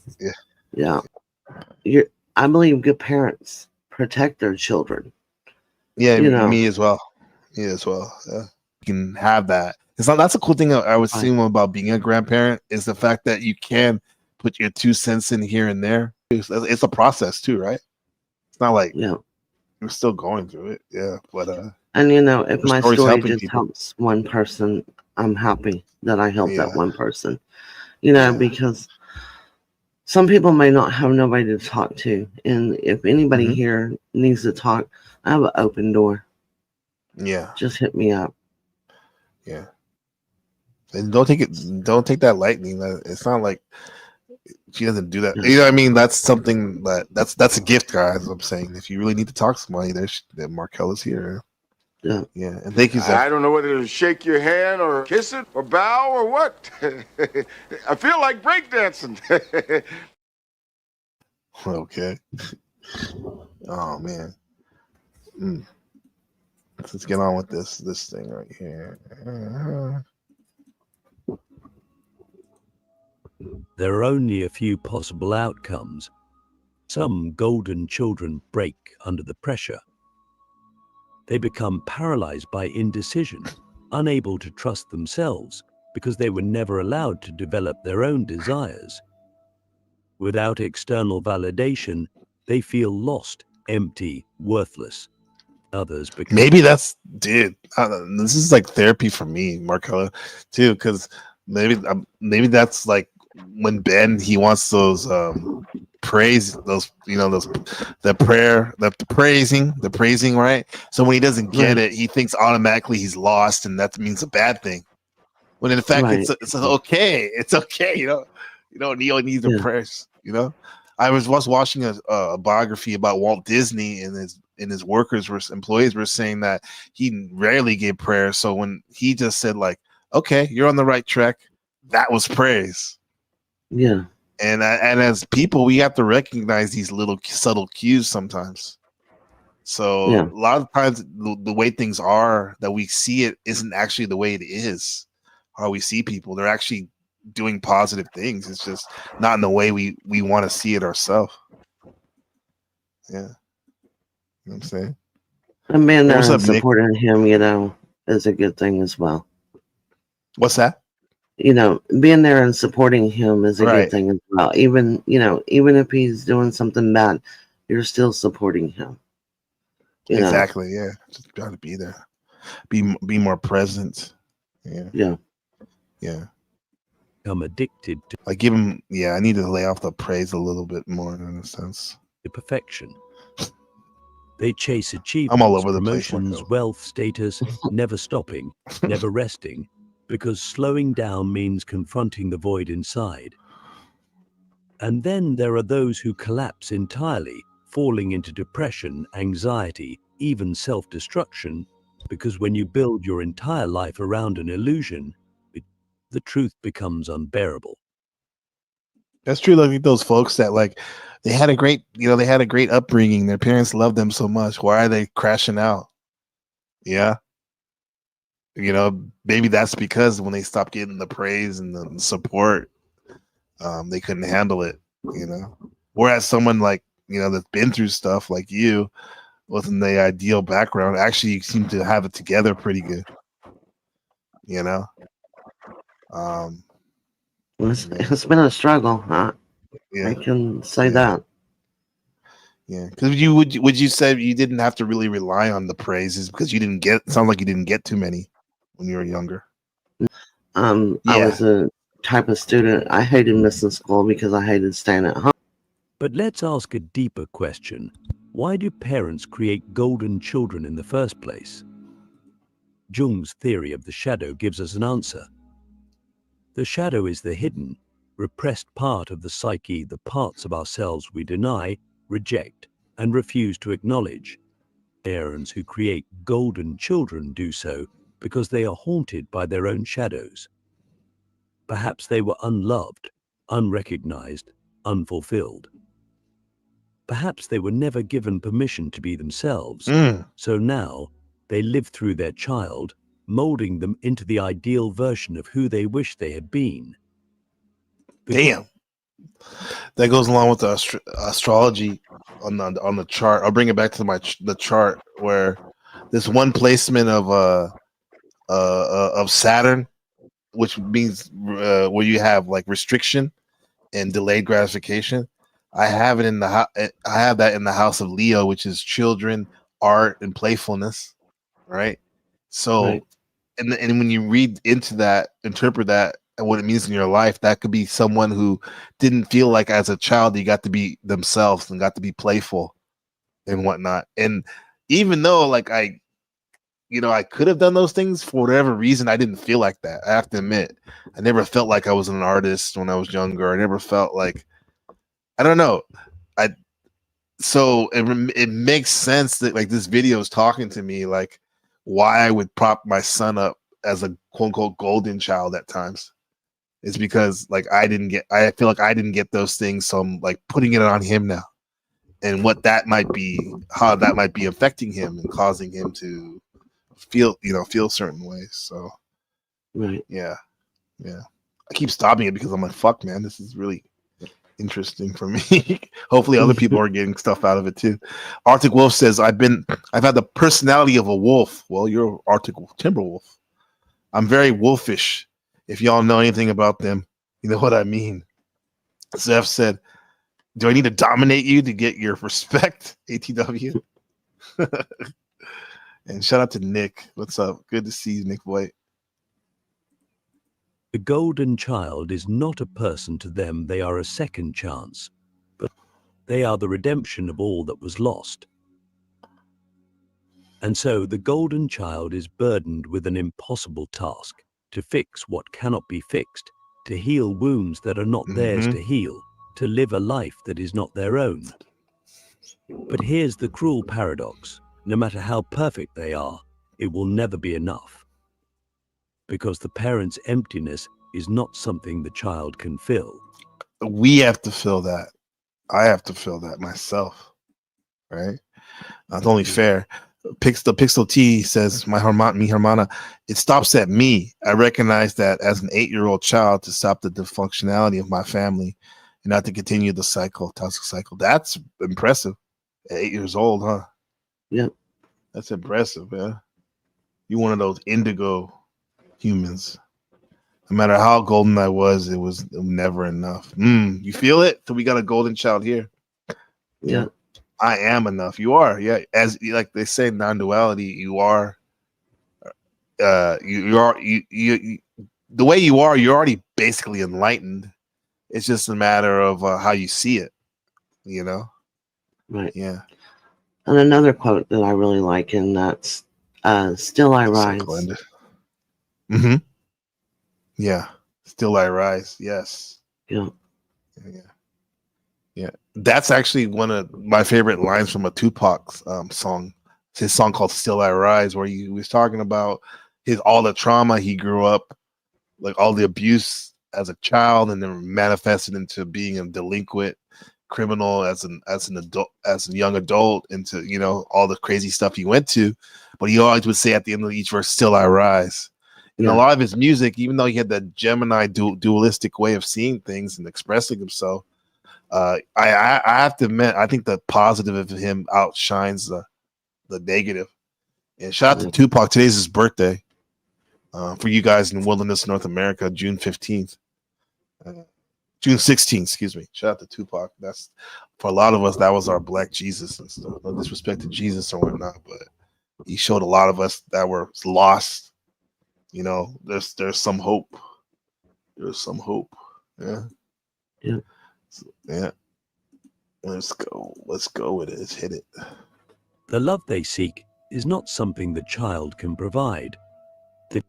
And yet, the golden child spends their entire life trying, believing that if they can just be good enough, just be perfect enough, then maybe, just maybe, they will finally be loved.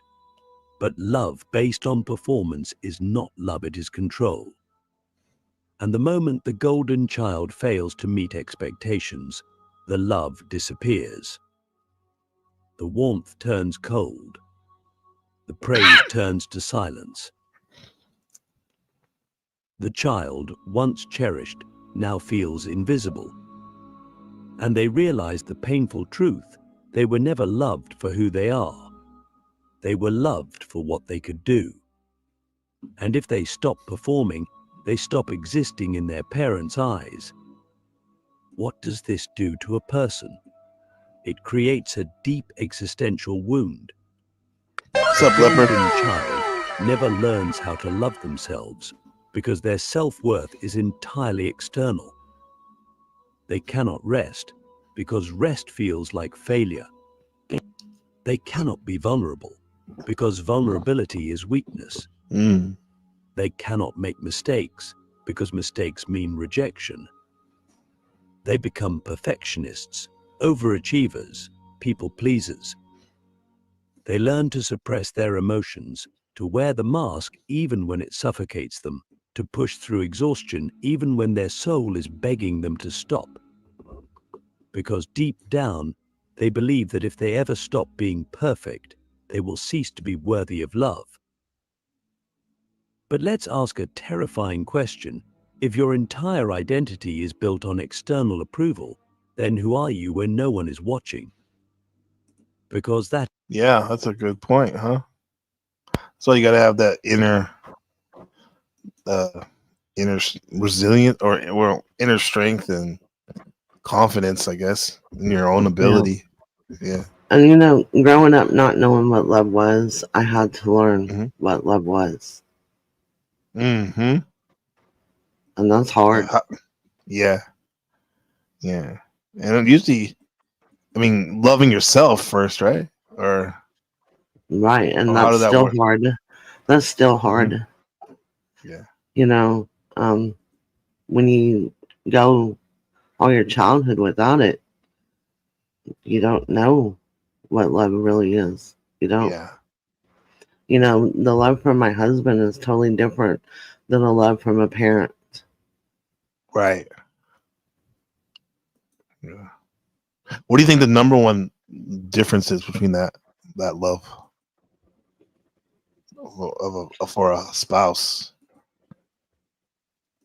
The difference is, the love of a parent would be someone that protects you, shelters you, not shelters you in a way that you lead a sheltered life. Okay, I'm not meaning that. That just is generally there for you through everything, not against you. You know, and my husband, he's here for me. You know, we might not agree all the time, but that's with every couple. You know, but he loves me, but still, I still have a problem seeing it sometimes. Yeah. Yeah, me too. What do you think? Is it because we're too overthinking things? That's what I'm learning through my chart. Is sometimes I have this way of overthinking things, right? Not And slowing down, right? And it also mentioned rejection in that video. I think boundaries were something I had to solidify to help me with that process of, yeah. You know, and Absolutely. admitting it is the first step. Right. You know, love yourself, you know, so you can love others and whatnot. Yeah. Right. Yeah.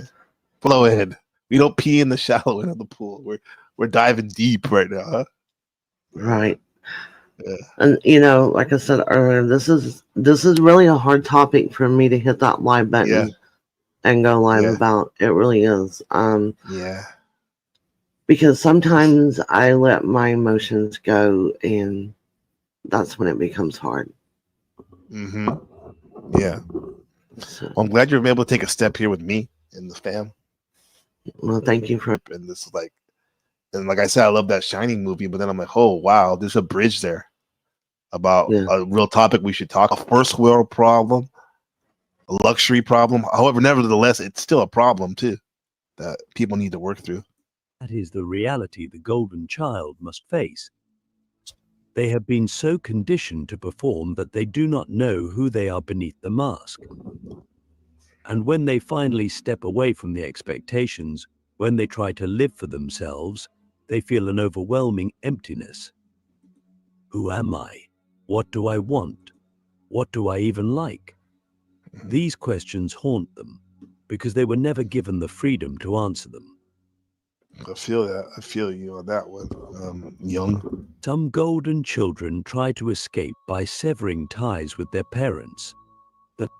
They reject the expectations, they rebel, they run as far as they can. But the scars remain. The voice of judgment lingers in their mind. They feel guilt, shame, as if they are betraying the people who gave them everything. Yeah, it's like you and the golden child is the same as the hated child. Like, no disrespect, but you seem like your narrative, you were the hated child. Yet both the commonality of the hated child and the golden child is they both rebel against their parents, huh? Yeah. Because they didn't give a chance to be who they are. Right. And they had good reason to rebel. Yeah. Right, exactly. Yeah. Yeah.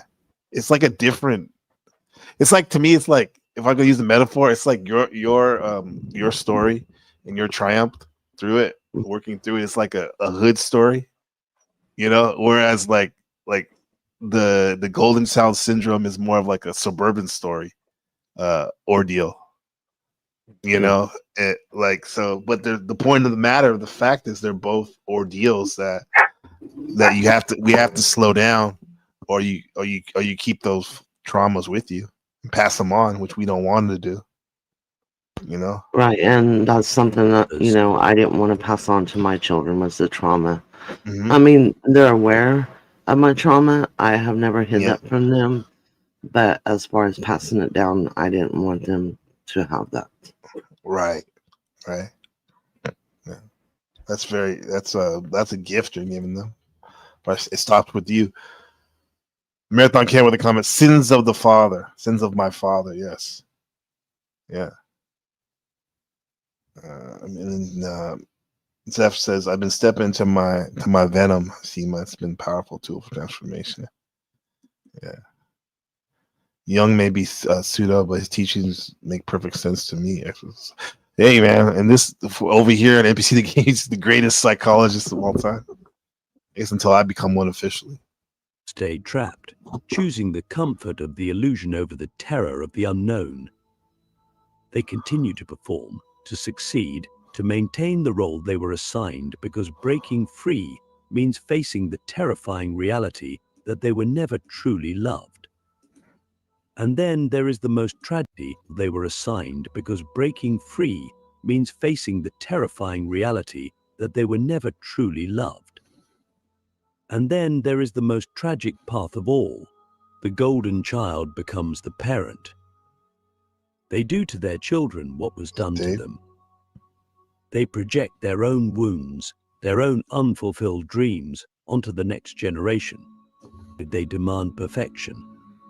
They create another golden child, trapping them in the same cycle of conditional love, repeating the pain they swore they would never inflict. Because trauma, when left unhealed, does not die, it is passed down like an inheritance of suffering. So what is the way out? Jung would tell us this: the golden child must confront their shadow. They must break the illusion.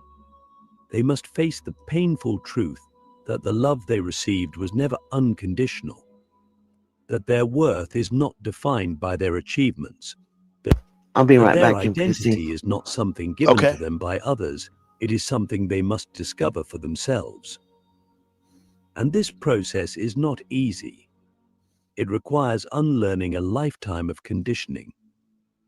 It requires grieving the childhood they never had, mourning the love they never truly received, and accepting that they may never get the validation they once sought.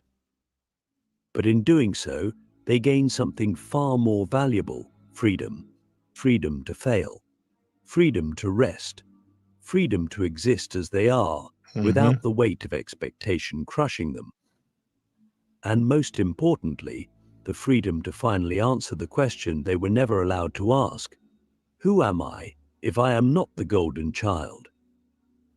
But let me ask you, if you could rewrite your story, if you could finally let go of the pressure to be perfect, would you?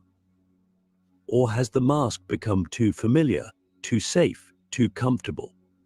Because that is the real test. Yeah, what's beyond the mask of persona? You take that golden child mask that's so heavy with expectation. What's beyond that? Well, that's for us to find out. That's the individuation process that Jung talked about, becoming whole. And if you don't live your full life as a parent, or it's I mean, you don't want to go there where you expect your kids to fulfill your broken dreams. That's not love. That's more like control. That's what I see. Like, what do you think, chat? What do you think makes a good parent? Markella, what do you think makes a good parent? There's a lot of different things that makes a good parent. Mm-hmm. Being there for your child, loving your child, giving your child their needs. Yeah. Being understanding. Yeah. Yeah, for sure. Being understanding. That's a big one. Yeah. Yeah. Because it's so easy to flip out some of us with that fiery nature. Right. And encourage them. Out. Don't bring them down. Don't what? What'd you say? Encourage them. Don't bring them down. Oh, yeah, exactly. Yeah. That goes along with that nitpicking Big E was talking to me about. Right. Like, there'll be something on the nitpicking, yeah. Some of us too been raised where we like to be sarcastic and joke around a lot, but some people aren't built for that. Or not. I'm not. When I say built for that, it's kind of like the connotation of saying they're weak. But no, it's not even that. I don't even mean it like that. I mean, some people, they don't want to move like that. And in the sense, some of us have to. I mean, I'll talk about some of us, myself. Sometimes I have to realize that you can't be jokey all the time. Sometimes there's a time and a place for that. I mean, don't get me wrong, we like to have fun, but yeah, keep your sarcasm to a minimum sometimes with certain people that's not their program mode of communication. You say Pixel T says that's the hard part, finding your true identity and individuality and embracing it. Love thyself, right? Right. Checking in with yourself. Yeah. What's up, Austin Murphy? Good to see you, my brother. Salute to you. Thank you for your service as well. Yeah. What makes a good parent, chat? Walking away from the illusion is terrifying, but it is the only path to becoming real. Breaking the chains, how the golden child can escape and reclaim their true self. If the golden child is trapped in a cycle of conditional love, external validation, and an identity built on performance, how do they break free? How do they reclaim what was taken from them, the right to exist as they truly are? The answer is simple, but not easy. They must destroy the illusion. They must strip away everything they were taught to believe about themselves, everything they were conditioned to be, and start over. But this is terrifying, because for the golden child, the illusion is not just a mask, it is their entire sense of self. Mm-hmm. Removing it feels like stepping into an abyss, like erasing everything they have ever known. But imagine standing at the edge of a vast, dark ocean. But you have spent your entire life building a ship, polishing it, making it perfect. Yeah, I like this. Like Zephyr says, let them be them, your children, but remind them how people might respond. Yes, that's a good point too. We can say like, you're free to be who you are, but remind them that not everyone's going to be accepting of that, huh? I agree. And that's okay, but remind them of that so they're not like completely shocked and paralyzed, right? Because people don't agree with what they're doing. But show them ways to respond to others while being themselves. So I love that. That's great. Great knowledge. Great knowledge, my friend. That was the number one. Yeah, I like that, Zeph. Yeah, get a bomb for this. Ahim says, say one of the best quotes I've heard is, whatever wounds we don't face and heal, we gift wrap in a box to give to our kids. Yeah, exactly. Yeah, that's the theme of this Jungian part where Jung said too, nothing has a stronger influence psychologically on their children than the unlived life of the parent. Yeah, I like that gift wrap part you said though. That's a good one. Yeah. The best thing your mom said was saying no and letting me figure it out. Second was giving me healthy cope. Yeah. Wisdom from your mom. David Wayne says, my son is already that behavioral analyst that I was before I even knew there was a word. Wow. These children, man, you want to call them indigo children or just base children. I mean, they know what's up, man. But even though kids are baby goats, but these children are so advanced. That's why they need us though as protectors. They may know more than us, right, Markella?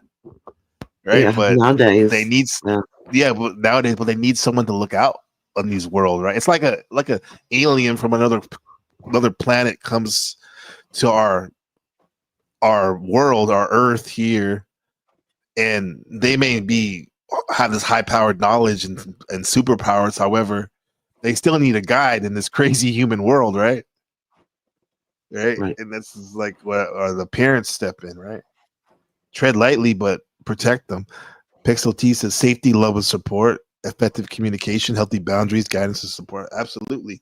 It's like a combination of what me and my friend Markella were saying. Yeah. All these are great. These are great. Ensuring it sails smoothly. And then, one day, you realize the ship is not yours. It was built for someone else. Every plank, every nail, every detail was crafted to meet the expectations of others. And now, you are faced with a choice: stay on the ship, continuing to live a life that is not your own, or step into the water, where everything is unknown. The golden child must... Now we'll put that ship in the museum in a bottle or something. We can honor it, be like, thanks parents for your attempt. It's beautiful, but I gotta make my own ship. Right. Yeah, and hopefully you won't give it to your child. Let them make their own ship. Must choose to step into the water. Hey, Clue. But how? What up, Clue? First, they must recognize the lie. What's up, Holmes? They must see that their worth has never depended on that love should not have been earned, it should have been given freely. This realization alone is painful. It feels like betrayal. It feels like questioning everything that once felt safe. But it is necessary, because once they see the lie, they can no longer live in it. Next, they must allow themselves to feel. Golden children spend their entire lives suppressing emotions, pushing down sadness, anger, even joy, because emotions were dangerous in a world that demanded perfection. They must learn to reconnect with their inner world, to listen to the feelings they were taught to ignore. This is not comfortable. At first, it feels overwhelming, like opening a floodgate that has been shut for years. But You've seen those people that don't cry, and they finally cry. Like you can totally tell. A lot of times, especially when it's a man, it sounds very awkward and almost funny because the sound. But they just have so much. But it's just you have so much trauma and tension and sadness you want to get out. And then when you finally do it, it is a floodgate, literally. Like how you've been storming over there. Yeah. You let it out sometimes, people. Emotions once felt lose their power to control us. Then comes the hardest step, confronting the parent. Not always in words, but in truth. This is where many golden children falter. They still want to please. They still want to believe that if they can just explain, just be good enough, just make their parent understand, but then maybe they will finally receive the unconditional love they always craved. But this is an illusion. The golden child must accept that their parent may never change, that the love they seek may never come, that healing does not mean fixing the parent, it means walking away from the need to be validated by them. But this is grief, this is mourning, and it is painful. But in this mourning, something new is born, the self, the real self. For the first time, the golden child must ask, who am I outside of this role? And the answer will not come immediately. Okay, Ahimsa, you said I was the golden child for my grandmother. It was annoying. Yeah. How was it? What was the most annoying thing about it, and how did you break free from it? Yeah. Grandma was not healthy. Yeah. My grandma was a Gemini. When she talked to me, she seemed like she was always yelling all the time. And when I would say something, I'm like, when I got older, I'm like, why did it always seem like you're yelling? She was like, this is just the way I talk. I think I've shared that before. Yeah. But you know what? It's like I love my mom to death and all that. But like it was my grandmother, my nanny, I kind of like worshipped her. I worshipped her, like, I don't know, maybe her strength and also like her. I mean, she was strong, but she still was feminine. But she was like the Terminator mom, like Linda Hamill. Yeah, maybe that's why I liked about her so much, even though I caught the raft a few times. The drill sergeant. Yeah. Oh yeah. Yeah. But then she was so funny too. That Gemini playful nature. But she would definitely have that drill sergeant. She told me this story about like because my aunt used to be married to Hell's Angels and was married like run with them and all this crazy shit. And then she said when my aunt was like 17 or something, one of the Hell's Angels she was with came to go pick her up at my grandma's house, and then my grandma, she said she borrowed the neighbor's 357 Magnum, and when he opened the door, she put it to his head. It'd be like, get the hell out of here, don't ever come back. Yeah, that's some crazy shit. Well, I think my aunt's still wet with them to Canada and all that, but Nani don't play. She don't play. Yeah, smart, as quick as a whip. Smart as she was amazing though. It will feel like staring into a mirror and seeing nothing, because the golden child was rebelled. never allowed See? to form an identity. Just like you, Markella. She's rebelled. I said, how'd you get through it? I rebelled. That's what everybody does, right? Yeah. Right. Because if you don't, you get sucked down. You get trapped more, right? Right. That was my only survival, was rebelling. Rebelling, yeah. Yeah. And I wasn't a bad child. I really wasn't. Yeah. But you rebel because of what you are being kicked over with all that BS. Yeah. Yeah. Identity of their own. That's why when you check in with your child, they can tell you a lot about yourself. Right. They can cause you to walk with integrity, even more so. Yeah. Yep. And now I sit here and tell mine, you're too hard on them. That's the cause and effect, the karma right there. The cause and effect. Yeah. They must start from nothing. They must learn to make choices, small ones, at first. What do I like? What do I enjoy? What makes me feel alive?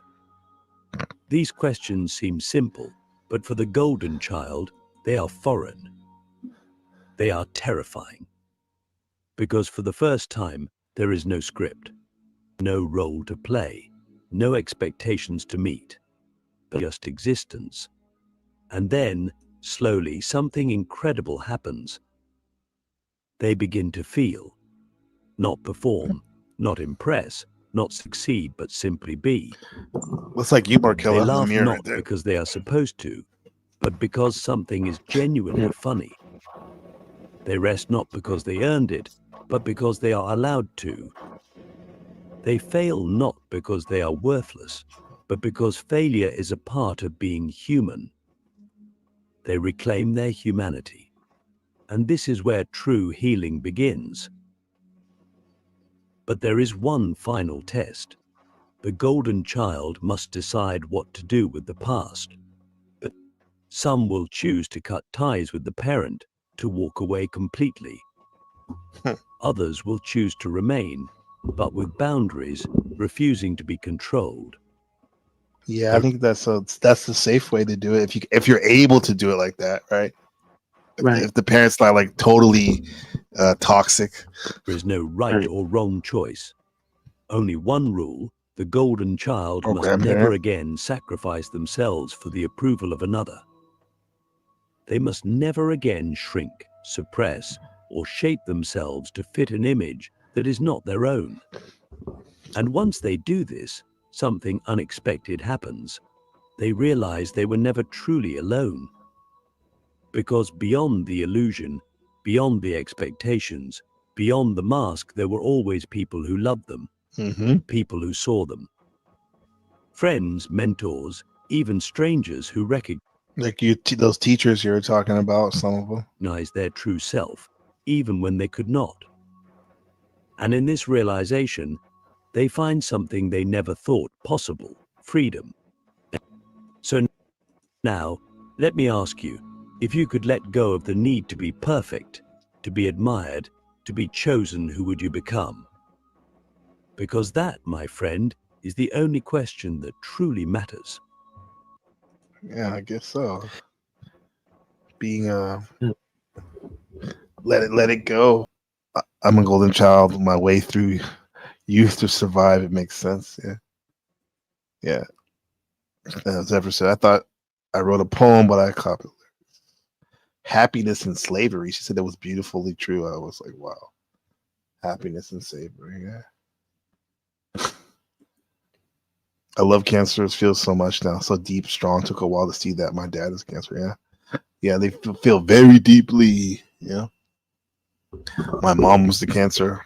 What do I have that like in the third house? Cancer in the third house. Cancer and Jupiter. Jupiter and Cancer. I have a lot of them in mine. I am. My brother is. 2 of my granddaughters are. Yeah. Wow. Yeah, they're great. I love this. I always think about them, how they have this knack, superpower of they can make everyone feel what they're feeling. Yeah. Yeah. When it's a good thing, and when it's love or joy, laughing, oh my God, they're like the best. Yeah. But that's why they need support, because sometimes they call it the cancer verse. When they do it, they flip it. We can flip it and make people feel sad, because you need to be recognized. I think you have that ability, but you do it in a positive way, like where we can feel your emotion and trauma. I You know, try. your sorrow. Yeah. Yeah. I mean, I just want to get my story out there to people. Uh-huh. Like I said, so people know that they're not alone. Yeah. I'm not going to, but it's wild. No one should have to go through that. I mean, I put my heart into my videos. Basically what I'm telling you in my videos is my life story, in so many words. Yeah. So. That's why, family, everyone listening, Ben, everyone, if you feel that someone makes you feel comfortable, looking out for you and love you, that would do something like that. Okay. Right. Yeah. Yeah. I mean, even I see you on you. Yeah, I'm on this Jungian. I love it. I love it. Yeah, it's interesting. We might have to go Freud, but yeah.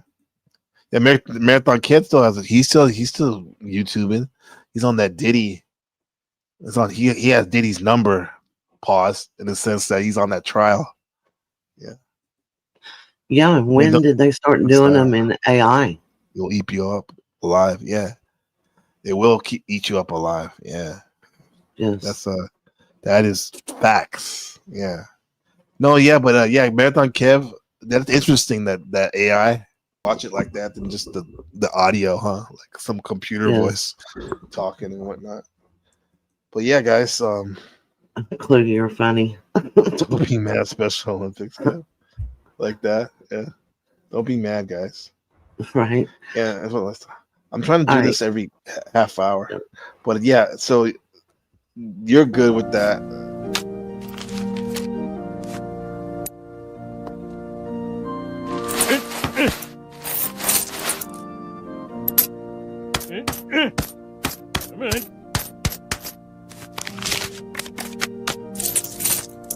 Why don't you just take my blood? Oh, positive. Oh, positive. Yeah. Yeah. Thanks, Markel, for dropping the link. Yeah. Yeah, I'm a positive, so. But thank you for having me up. I'm going to drop down now. Peace. Okay, peace. Yeah. That's a real one right there. Yeah. I mean, to reset the topic, this has been The Shining, Danny's and Markello's Ordeal. Jungian parenting, and and there's a trigger warning, this one. Right? So what do you think, guys? Like we said, what makes a good parent? If you don't know, now you know. I mean, we have learned some good stuff on here, not only from this Jungian take, but our own takes from the chat and from yours truly and Markella. So why does this all matter? I think it matters because whether or not the Danny theory is true, which is that he was essayed by his father in The Shining, Jack Nicholson's character, Jack. So whether or not that's true, that Danny theory, the lesson we can take from it is to face your shadows, speak up if you're abused or feel uncomfortable, and if you don't face your shadows, either in the past or presently, they'll show up where you least expected, in your relationships, in your kids' and children's life, or in your daily life. These patterns keep coming up. The patterns keep us out of our trauma, right? We want to recognize the patterns, have pattern recognition, so we can go deeper into the trauma, right? The patterns are almost like armor that protects us from our wounds of our trauma. But sometimes we got to stop that revolving armor of the patterns to go deep into the trauma and dress it, so we don't pass it on, especially the negative things. Because this channel, what we're doing is we're raising our consciousness, and in this episode in particularly, we're breaking generational curses. And we don't need haunted hotels, because a lot of us, we got enough haunted hearts in real life. And if you like this conversation, leave a donation, smash the like button. That's the first time I ever said that. Smash the like button. Subscribe and tell me what movie you want to break down next. What's your favorite conspiracy theory about movies? Should we talk about, keep it on Kubrick, talk about Eyes Wide Shut, or 2001 Space Odyssey? Yeah. Yeah. Let me know what you want. Yeah. We'll be back tomorrow to break down more wild hidden meetings and mixing conspiracy, psychology, astrology, and movies and street smarts. Right. Tomorrow's episode, 6 p.m. Eastern, will be on the Islamic influences on the founding fathers, and we might even, if you have time, get into it's the 250th anniversary of the U.S. Army. Hell yeah. Happened over the weekend. Shout out to Marathon Kev and them. Marathon Kev and the boys and the girls out there, right? U.S. Army for you right there. So yeah, we're talk about Islamic influences on the founding fathers and what that means to us. And then what it means to us, I'll give you a head up, is comparative religion. You know, even the great Thomas Jefferson had his copy of the Quran. I mean, I see that's another thing we'll talk about too, to give you a heads up. Even though these men did great things, they're kind of hypocritical in the fact they had like hundreds of slaves at the time too. Him and George Washington, right?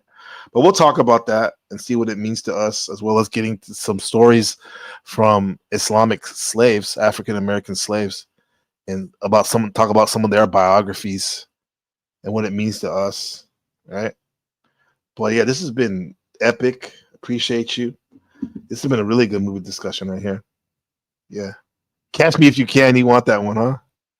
I think me and you are going to have to do that one, Clue. Yeah. It starts with you, right? Pixel. The generational trauma, right? Definitely does. You always get the creeps, huh? That movie. Yeah. Hotel Pennsylvania. My hand looks and feels like the Shining one inside. Yeah, it does. I know what you're talking about.